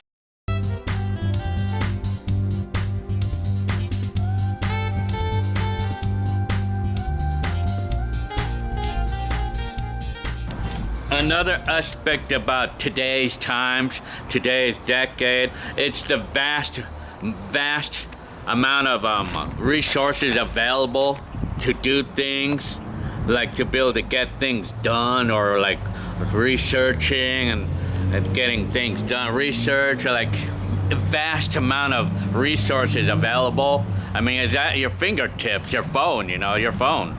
Everybody has that these days, vast majority or vast amount of resources available, to be able to do things like that, to get to, you could place an ad instantly. Like if you want to sell something, you can place an ad instantly on the on OfferUp, and it's nice that you can instantly place an ad and then you can instantly remove it whenever you sell something. It's not like the 90s decade I was talking about where I had to place a newspaper ad and I had to wait weeks, and then when I sell the items I had to wait for the ad to write out. But it's not the case with today's times, you know, like I tell you. So instantly and then you could instantly find things that you want to buy as well, and then it's like, and not only all that, like when it comes to buying stuff, when you want to buy stuff, I mean, like you got online to help you find the things, and if you're looking for a certain item, like I mean, it's a vast amount of resources available in finding the things that you want. eBay and everything, OfferUp. And not only that, you get more choices of things. You have more choices when it comes to buying those specific items. That could go with cars, and like when you want to buy an Xbox or whatever, you can look on OfferUp, and then you can look at all the choices. There's more choices because more people are putting things up for sale because it's convenient and it's free. So much of the time, you're gonna have more choices of those things. So it makes it more convenient for us, you know, like in today's times, you know, like we get more. And then not only that, we get the details.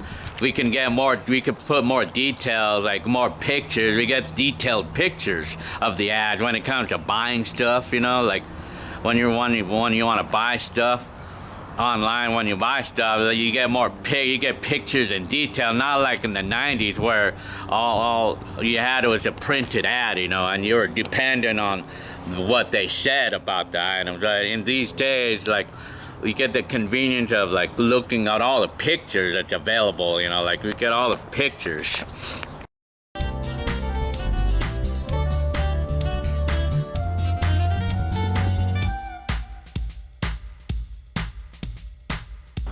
And then now, the big thing that's great about today's times is Google and internet available. We have Google and internet, you know, like available to help us throughout our lives, you know, like we could find any information, like if we need help with anything, or if we want to or if we just have an inquiry about anything, Google is our friend, I tell you, man. We just Google what we're looking for, and instantly we get an answer.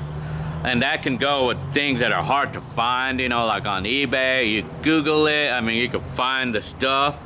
And like if you want to know how to fix your car, or if you want to know how to patch a wall on a house or something, work on the house, yard work, whatever, you got the Google and you got YouTube to help you guide through that. Or an example, if you want to know how to lay cement, you go to Google and you can find it instantly. You can find instantly information about how to do things, fixing cars, and then you could research the things that's great about today. Also, you could research cars. You get vast amount of information on the internet, like on the research about cars, about which ones are good or which ones to avoid, or how people like their cars, or it goes with everything else, you know, anything else, every imaginable thing, you know, which is a nice thing, you know. So I mean, you got vast amount of resources available for everything like that, you know, like research, if you want to research, and if you want to like if you need a how-to video on how to do this, it's all video. I mean, everything's all detailed in pictures, and it's nice. I mean, that's the nice thing about today's times, you know. And then of course you just remember like the convenience of shopping online, and the convenience of sending bills and everything online. You know, you don't have to do anything manual. Everything is all on the internet. Like you get to conveniently do all that stuff at your fingertips, your phone, you know. You get to do all that with your phone, you know. So that's the nice thing about it, you know.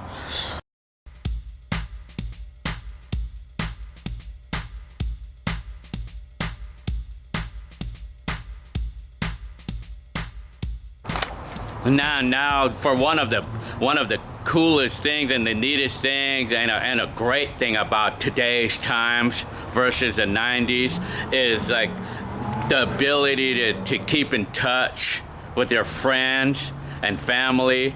Like from, it doesn't matter where they're at, and if you lost contact or if you lost touch with your school friends a few years back, like when you graduated out of high school or something, in today's times, for you youngsters, I mean, you guys are lucky on this part, because like if you lost touch with your friend like a few years ago, it would be easy for you to just go to Facebook and search for that person, and chances are you're gonna find them right off the bat, but in the 90s it was not so much like that for us. It was really bad for us when it came to that, keeping in touch, because if we lost touch with somebody in our high school years in the 90s decade, there was really no way that we were able to like track them down, but in today's times, because we didn't have internet in the 90s decade, we didn't have any way, really. But in today's times, since we have internet all over the place,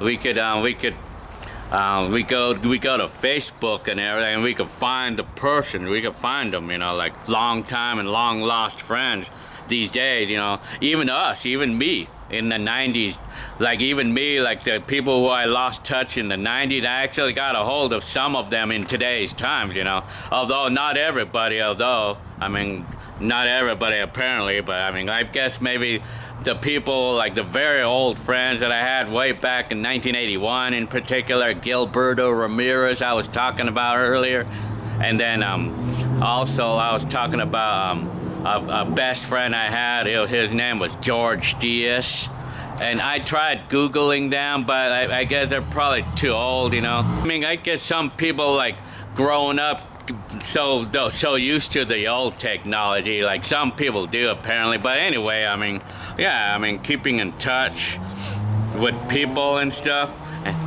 and not only that, in today's times, like we're able to do video calls and stuff. Like it was nothing like what we were able to do in the 90s, because in today's times we have video calls, FaceTime, like the Jetsons, like the cartoon Jetsons,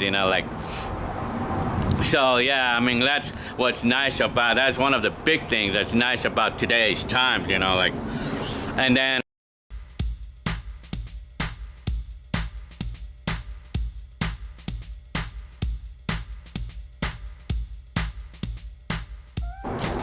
another aspect that's great about today's times, it's a healthy economy. Today's times, the economy is very healthy right now. A lot more healthier than it was in the 90s, I could tell you that much. Because in today's times, like for me anyway, jobs is really easy to get. Today, like it was a lot better now than it was back then, in the 90s, because the economy was weak back then in the 90s. But in today's times, like jobs are a lot easier to find these days. Well, because you figure the businesses and like everything's like booming over here, because everybody, like the economy is growing strong because more people are living here and they're building more places. And like, speaking of which, in San Bernardino, there's a lot of warehouses being built here in San Bernardino. And so, jobs apparently are a lot easier to find in today's times, in my case, in today's time and where I'm at. It's a lot easier to find in today's times than it was back in the 90s. And I tell you, and then not only that, the wages are much better off. The minimum wage in the 90s decade was in the $4 range, but in today's time the minimum wage is $14 an hour right now. So I tell you that's gonna make the economy even more stronger, because we have more money to spend, which is a nice thing. Jobs are easy to find. And then we're getting paid even more. We're getting paid $14 an hour, so you figure, imagine a week's worth of pay is like $400 for a barely brand new worker at McDonald's. That's a McDonald's worker can bring home like $300 on his first check. Not like when I got my first check, I brought home like a mere $30, you know, or something, you know, like it's like almost 10 times, you know, like, well, anyway, the wages are a lot better off. And then also in today's times, credit is a lot more easier to get. I mean, we get approved instantly, you know, like we just apply for credit like on eBay or something, and within seconds we have a credit card already. And I mean, although you gotta watch out with how you use your credit card, but these days, you know, housing, I mean, I think I don't know if it's easier today to get a house. I think it is, but I mean, back then it was really difficult to get a house because it was very limited money available. I mean, limited money and limited credit was harder to get back then, you know, but in today's times, to get a credit card like on eBay or Target or something, or any of these, Visa, I mean, it's easy to get. We get approved on them right away. I mean, we could get them like right away, very quick, you know, like, I mean, literally, like, I applied for PayPal, and within literally like about 5 seconds, I got approved, you know. Yeah, literally 5 seconds, yeah. I mean, I tell you, I mean.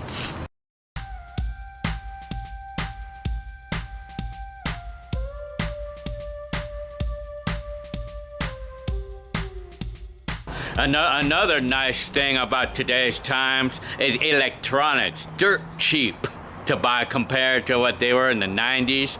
I mean, the electronics stuff, you know, like you could buy TVs and Xboxes and TVs and camcorders. Well, the electronics that they had back then, you can get them practically free in today's time, except that we don't even use DVDs anymore, and we don't even use camcorders anymore these days, you know, like we don't even need a lot of these items anymore because everything's on our phones, you know, like, well, electronics is dirt cheap these days. Like, for example, a TV in today's time, you could buy a TV that's gonna be like 10 times more nicer than the best TV, or at least like the picture quality in the cheapest TV. Like, if you're gonna, let's say you buy a 32-inch TV at Walmart for like $150, that TV is gonna be like 5 times better than the best 30-inch TV from the 90s decade, you know, like that. You paid the best TVs in the 90s decade cost probably $1,000, and they weren't even HD. And the best TVs were about $1,000 in the 90s decade. But in today's times, you could buy a TV at Walmart, a little 32-inch TV for about $150, and it's gonna be 10 times better than the best TV that cost $1,000 back then. And not only that, in today's times, computers, you know, they're dirt cheap to buy, or at least the cheap ones, at least like the basic ones.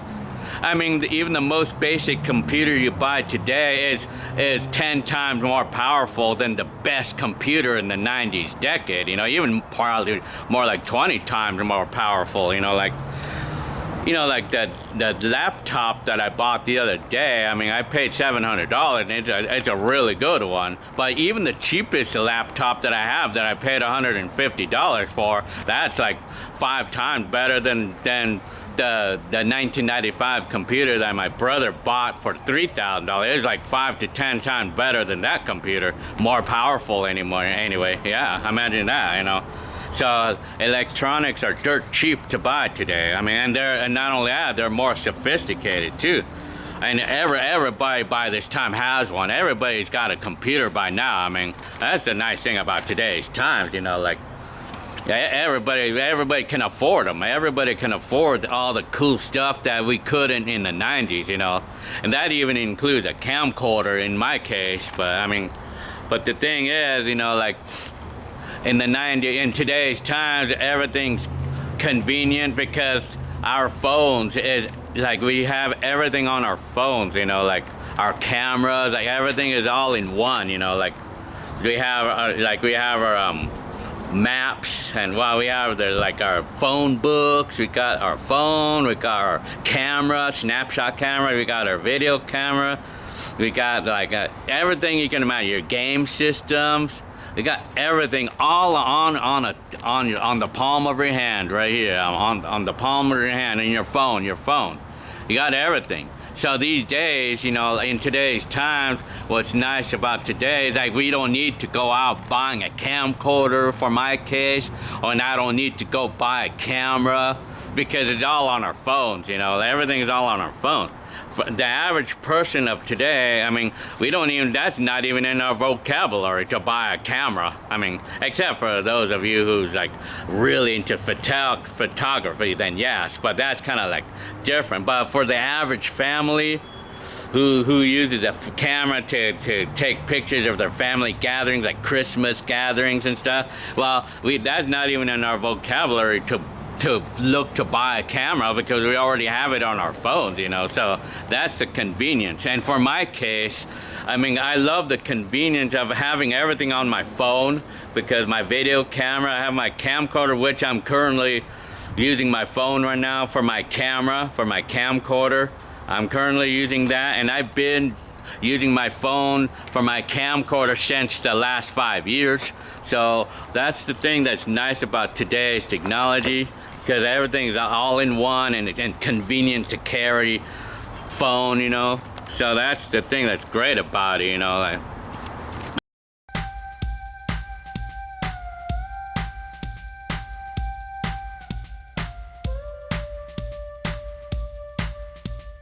and then another thing that's great about today's technology is the ease of picture storage, you know, like storing all my pictures, you know, like the ease of being able to do that. Like in today's time, we were able to convert all of our old videos onto a USB drive, you know, like by now, and I'd done that like from more than 10 years ago. I converted all of my videotapes onto USB and hard drives, and I was able to convert all of my old pictures onto a USB, so we get the ultimate convenience of having everything all on one little USB, which is a nice thing, you know.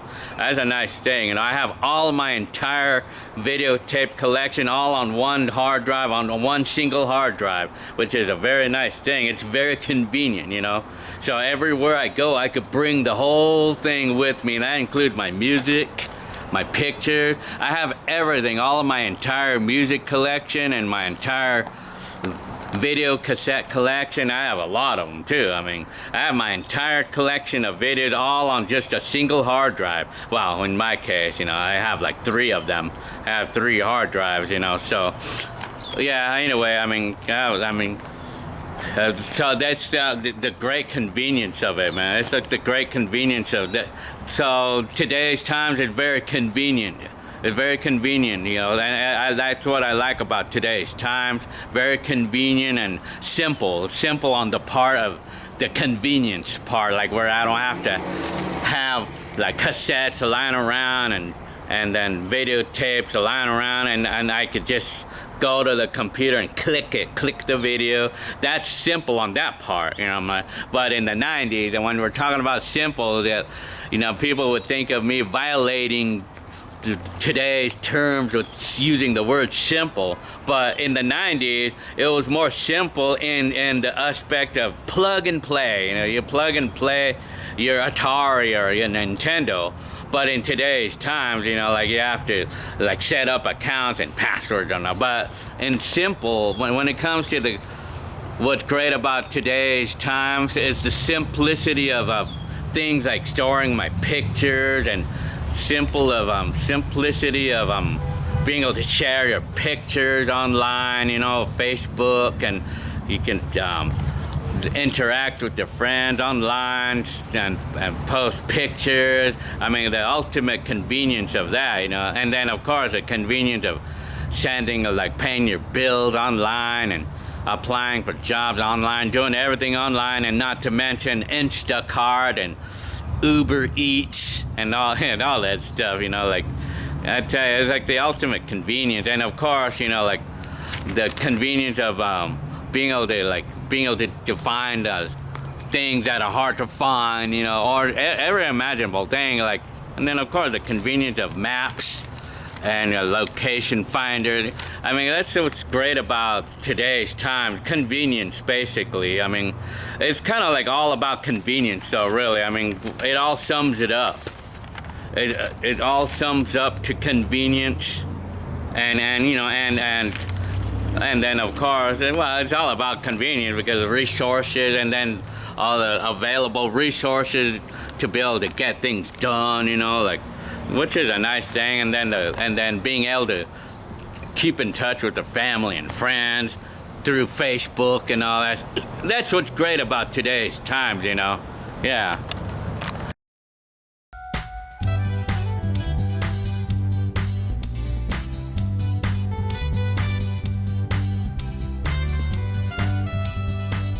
So I could add one perk about today's times versus the 90s. Like in today's times, a nice perk is always having something to do, like with the phones anyway. Like if you're waiting at a doctor's office or something, you know, of course we're gonna get a lot of cases when we're waiting in the doctor's office for, like, sometimes it could go up to like a couple of hours sometimes, you know, on the very busy days for them, I guess. Or like when we're waiting in an office to see the doctor, and we might get bored, and we have our phones to at least, like, so we could play our games on our phones and stuff, or we could watch YouTube or something. We have something, we always have a little something to do. Or like even if you're visiting family or something and you're kind of like bored, we'll always have that phone to play with, you know, like to play with, or like your games or Facebook or YouTube or whatever. You have your phone, and that's the nice perk about today's time versus the 90s. If we were bored in the 90s, like if we were waiting in a doctor's office in the 90s, we were kind of stuck with just whatever books that they had lying around or magazines and stuff.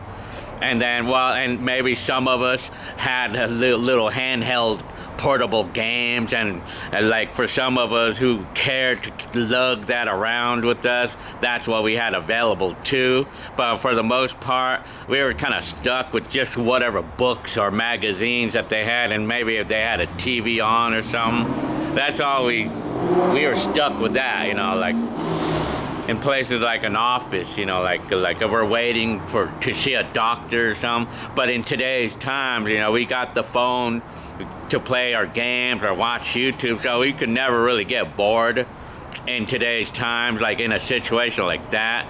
Especially like even like in the DMV, like when we're waiting in these long lines at the DMV, we have our phones to play with, you know, we have our phones to have something to do while we're waiting, you know, like waiting in line and stuff, you know. So, I mean, that's the nice thing about, a nice perk about today's times that we didn't have in the 90s. Like in the DMV, for example, like if we had to wait a long line in the 90s, we were kind of stuck, like with nothing to do. I mean, we were bored. We would get bored. It's only any books that they had lying around, you know, that we had available. I mean, that's about it. But some places probably didn't even have books or anything, even a book to read or something, you know. But that's about it. I mean, that's the added perk in today's times. So yeah.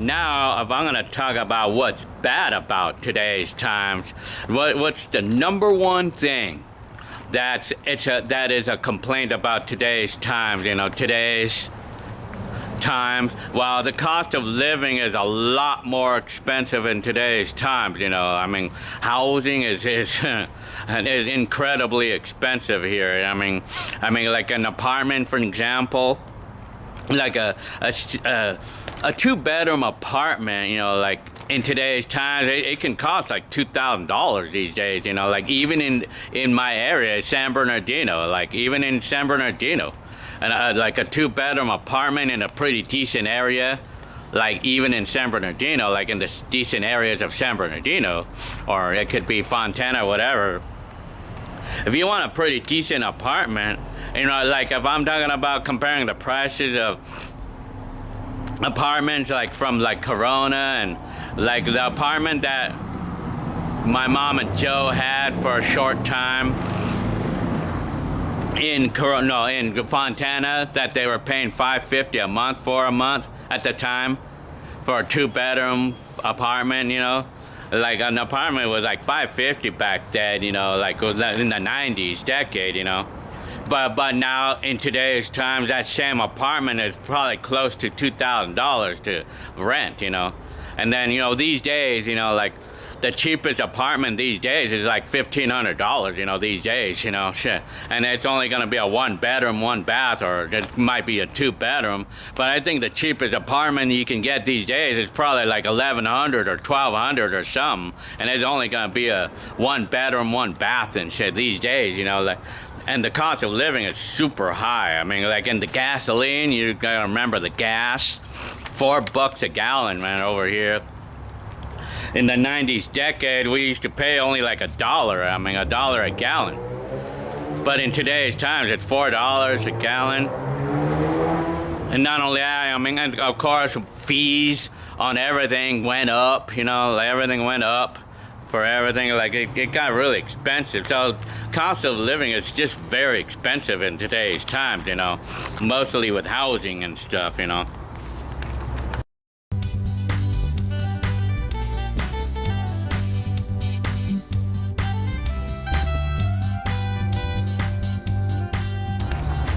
And then the other thing that's really bad about today's times, the complaint, this is something that I always find myself getting upset and complaining about, is the overly complicated technology, you know, the use of technology, like, you know, like I was talking about earlier. So, I mean, yeah, in my day, so, I mean, the thing that really gets to me in today's times is the overly complicated technology, like the offender is like when everything we buy, like TVs, or I mean Xboxes, or anything, you know, computers, or just mostly like phones or Xboxes or TVs, or I mean things like that, like it's some items, or I mean, like we buy these things, but it goes with everything else. I mean, when we want to, like when we need to do something in life, and then we have to set up an account with everything that we do, like that we need to do, and then we got these complicated passwords, and then a lot of these items we sometimes have to set up more than one account for, like, to use different things on that item, like the Xbox, for an example, or I mean, well, I mean, it's just complicated. And then of course how like the way and like all the controls of everything, you know, like the phone, like if you have the phone, if you want to do a simple thing, you have to like figure out which buttons to push, or you have to figure out what apps to go to, and yeah, all this stuff, you know, like it's like it's overly complicated on that part, you know, like. And then of course, you know, like we got, like when we want to set up an account, like for this or that, and then sometimes when we want to go back to retrieve our information, we forget our password, and like what password is this, and then how much of a pain in the butt it is when every time we want to put a password, they say, well, you got to put a capital letter, or you got to use a symbol, and you cannot do this, you can't, dang, you know, like shit. Like that's an ass, man. Like, man, can they just make it a little more simple than that, you know? Like, so yeah, I mean, complicated. Technology is complicated, and then another example too, like on the complicated part, like the drones, or my drones, or like the DJI drones that I used to have, or that I have. I mean, like, constantly these updates needed, you know, this stupid update shit, like my phone, or, I mean, and then other things like that, phones, or Xboxes, or drones that I have, updates, every time I turn it on, we need to update something, and then sometimes, you know, it could take a long time for it to finally finish, and then if we push a wrong button, or if we did something wrong, or if we push a wrong button, then it's gonna crash, and then we have to start all over, or things like that, you know, like, I mean, shit, you know, like, and sometimes, like, if these companies don't make their products properly, I mean, then if we don't know what we're doing when we're updating the things, we might end up with a bricked item, and then it's gonna become useless, you know. And that can go with phones, you know, like if we forgot our password. I mean, we're gonna have a bricked phone. Well, that was with the older phones. And it's not to mention, you know, like I've had instances like when I would turn on the internet and I needed to go to some place or a site or something, and then suddenly the password doesn't work, you know. All of a sudden, like, I'm putting everything correctly, and then suddenly, like, it decides not to work anymore, and then I have to go through a lot of hassle to fix that, and then, you know, like, or the internet sometimes breaks or just doesn't want to work properly, and then that can get quite annoying, you know, like when sometimes things like that happen, like when, like, unexpectedly, you know, or it's like when the internet breaks, or suddenly the password doesn't work anymore, and it's kind of a pain in the rump, you know, when that, and I mean, it's irritating when things like that happen, like, I mean, just out of the blues for no reason at all. I mean, if something breaks on the internet, or something breaks about this stupid password, like, and then we have to reset the password, and yeah, it's such a pain in the butt when that. I've been through a lot of that, you know. I mean, like you're just minding your own business, and you have to go to this site and that you had set up an account for, and then gone to this site, and then all of a sudden you turn it on, and then suddenly the stupid password doesn't work, and then you have to go through all the trouble to retrieve it, and sometimes it gives you trouble doing it, or like you have to retrieve your username, whatever. Like, I mean, all of a sudden, I mean, even when you put in the right password, or the password you've been using, and suddenly it doesn't work, and I guess apparently they say that you have to change your password every once in a while, and it's such a pain in the rump, man, when that happens. Those are things that can get me flaming at times, you know. It can get me flaming at times on that, you know. Like, yeah, I mean.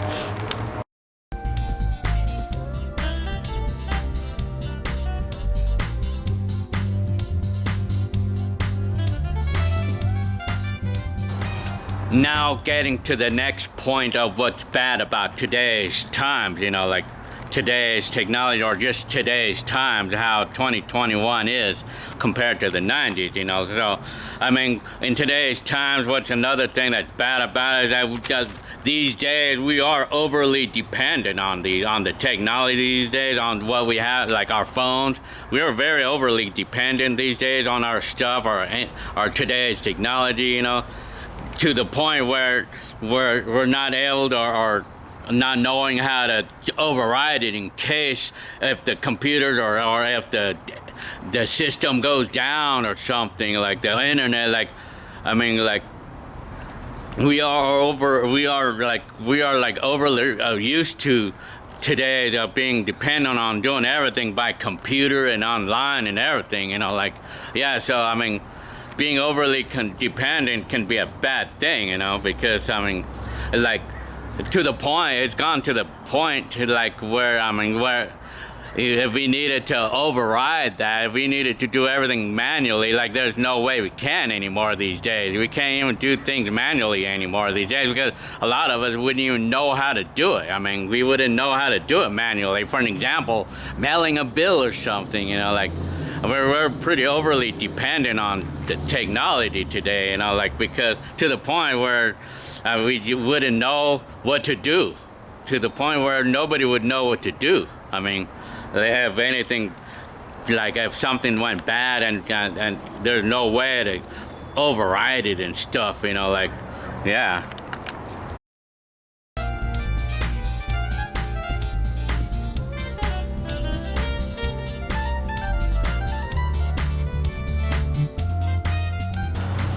Now, like, here's another point about this aspect about, I mean, about like the finicky technology, you know, like being and then being overly dependent on computers and being overly dependent on the internet and everything like the today's technology, you know, the scary aspect about today's technology, you know, is like for me, like on the fact that that being dependent on today's technology of me being able to store every single picture and video on a simple hard drive, right?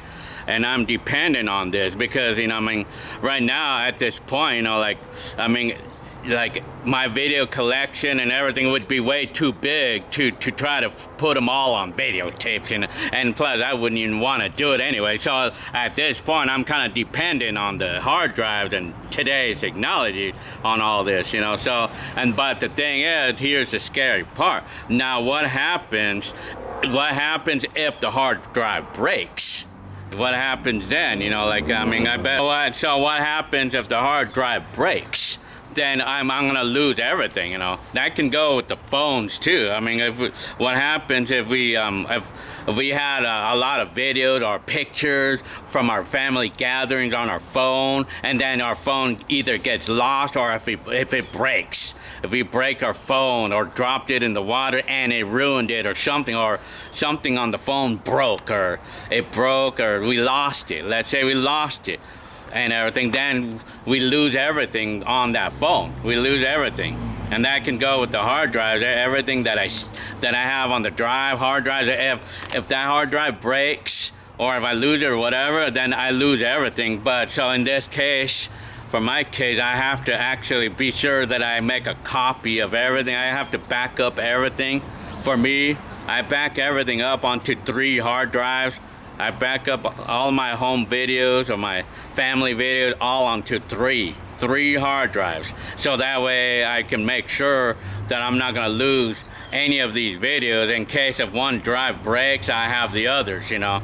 But I mean, it could be scary, you know, like if there was like some kind of like you know, like solar, like if we had some radiation or something that can like fry all the electronics or something like that, you know, that could be scary for me. I mean, what if something like that was gonna happen one day? I mean, and then I would lose everything. And today, like that's the scary aspect about today's technology, you know, like about being dependent on, because everything that I have is on hard drives, you know, like, and so, and it's very fragile, you know, everything is fragile, you know, like today's technology can be very fragile if we're not careful. It's not like the 90s, you know, like my videotape collection or all of my videos, family videos and pictures and stuff.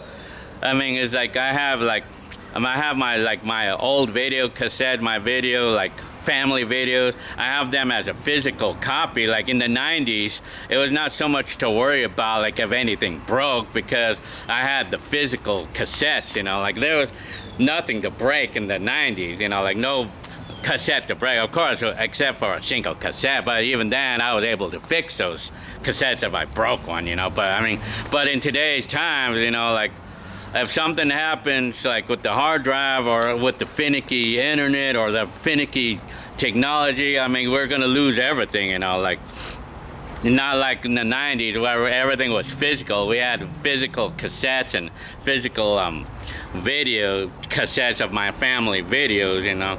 And another thing, you know, like another example is like all office work done and saved to the cloud, right? I mean, you figure the iCloud and something happens to it. I mean, sometimes we lose a password or sometimes you might accidentally erase it and stuff, and it's really easy to do stuff like that, you know. And today, if we don't know what we're doing with how complicated it is to use today's technology, a lot of times we can accidentally erase something. And so, I mean, we can accidentally erase something, and yeah, it gets really frustrating when we don't know what we're doing in today's time, you know. Like if something happened, we lose everything, you know. Like if we like everything that we did, like on like typing like letter or typing like resume or whatever, we lost it. If we accidentally erased it, like we may have the tendency to do that. If we don't know what we're doing, we lose everything. Not like in the 90s decade, like where we had everything physical. We had everything in physical, you know, like we didn't have to worry about losing everything if we mess up, you know, like because like today's technology can be pretty fragile. Like I said, if it's fragile, like if you're not careful, you know, like if you're not careful, if your phone breaks beyond repair, if your phone breaks, you lose everything on it, your pictures, you know, like, so, I mean, phones can be pretty fragile, you know, these days, you know, it can be fragile, you know, I mean, so you gotta see, that's the thing that's bad about today's technology, the fragileness of it, you know, like, yeah, you have to be more careful, and then of course it gets pretty annoying, like with how complicated the technology is to use, and then a lot of us who's not really tech savvy, you know, like we might accidentally push the wrong button and erase everything, you know, because of especially when the companies keep changing the operating system, which pisses me off. When they do stuff like that, when companies change the operating systems on the computers, because we have to relearn everything. I hate that when they do that stupid shit, you know. But although they haven't done it lately, but I mean, I wouldn't be surprised eventually they're gonna do it again. I mean, and then it's gonna piss me off because I have to learn how to do everything again, you know.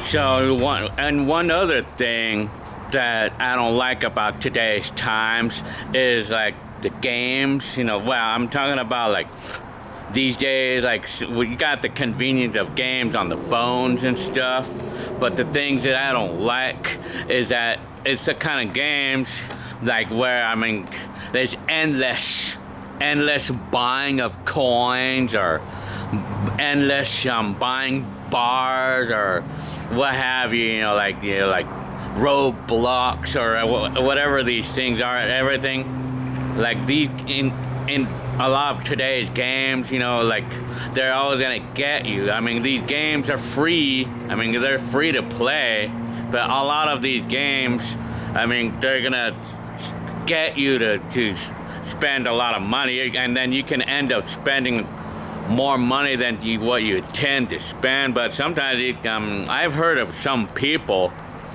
who got so addicted to the game that they spend like $800. I heard about that once, you know, in coins or whatever it is that they buy to help them in through the game, you know, like, you know, Candy Crush and Cookie Jam or any of these like Tetris type games, like where you buy these power-ups and stuff. Or like in today's times, you know, you get a lot of that. You have to, the games are free to play, but they get you into buying all these things, and it's like it's something that's to dislike, because it's gonna constantly get you to buy these coins or whatever. But back in the day, in the 90s, they didn't have that. I mean, you buy the game once and then that's it. You don't pay any more money into it. But in today's times, they get you buying these coins, and they can easily exceed the cost of what we used to pay for games in the 90s, you know, like for some people who get really addicted to these games, they can end up spending hundreds and hundreds of dollars over the time, and it's kind of endless. That's one of the things that I don't like about today's times, because it's endless, you know. Although the games are endless fun, it can be, but I mean,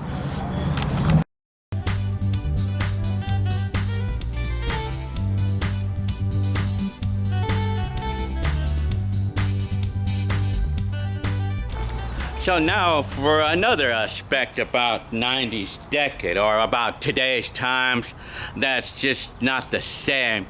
People are not as friendly today these days, or like people are like, how we call it, well, they're just not friendly these days. They're less considerate, you know. I mean, you can figure because it's crowded, you know, like everything's so crowded and everybody's like trying to sue each other and nobody's ever happy with anything that they got. I mean, everybody's complaining all the time. Politics, you know, well, so much complaining all the time, and people are always like getting mad at each other, and people are pushing, and I mean, it was like that in the 90s too, but it was much less of that in the 90s. So I mean, in today's times, you know, it's more of it in today's times. You know, people are always looking to fight for everything, especially on the internet. Well, because we got internet and stuff, like fighting all the, complaining all the time. Or just, and then of course, you know, we have a lot more people living here. That's another thing that's bad about today's times. I mean, there's a lot more people living here in California now, like, so it's gonna bring up the crowd, you know. It's a lot more crowded and the traffic is a lot more heavy these days. There's a lot more these days. So yeah, I mean, that's the thing that's bad about today's times, you know. People are not as laid back anymore. I mean, and then it's more crowded and people are pushing and complaining all, and the people are not happy. People are never happy anymore these days, you know. People are always like complaining and just not happy. People are less happy these days, you know, like, I mean, yeah, I mean.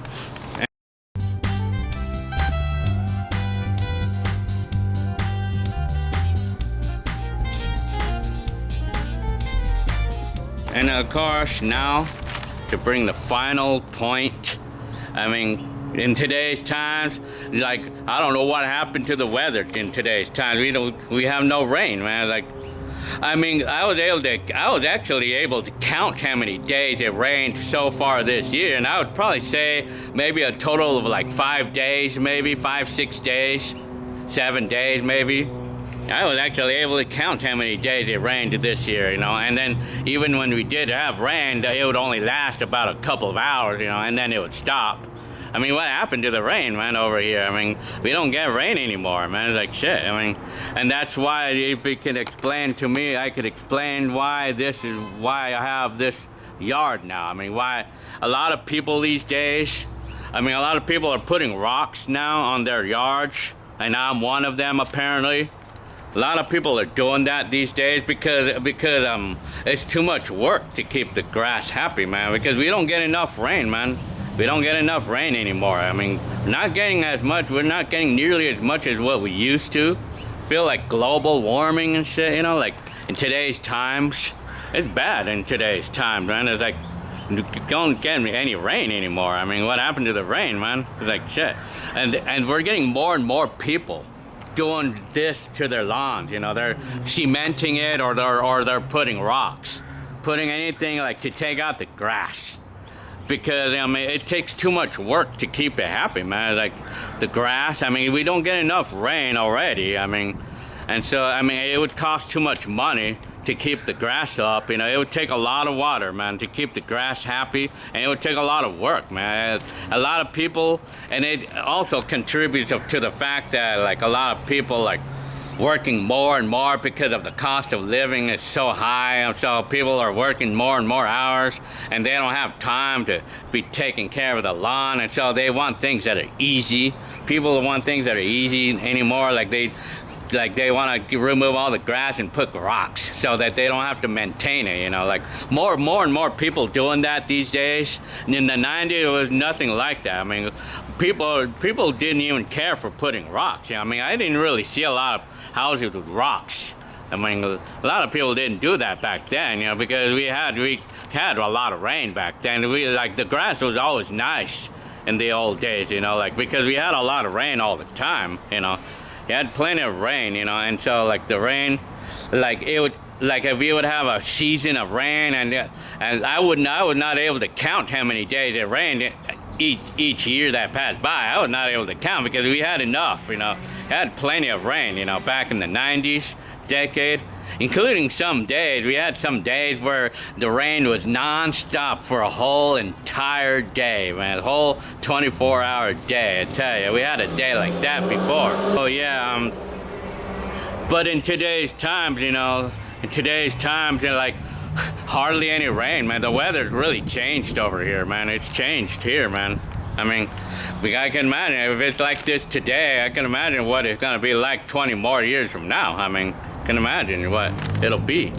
So yeah, I mean, the weather has changed over here. I mean, it's less rain, you know, which I don't like, you know. That's the thing to complain about in today's times as well.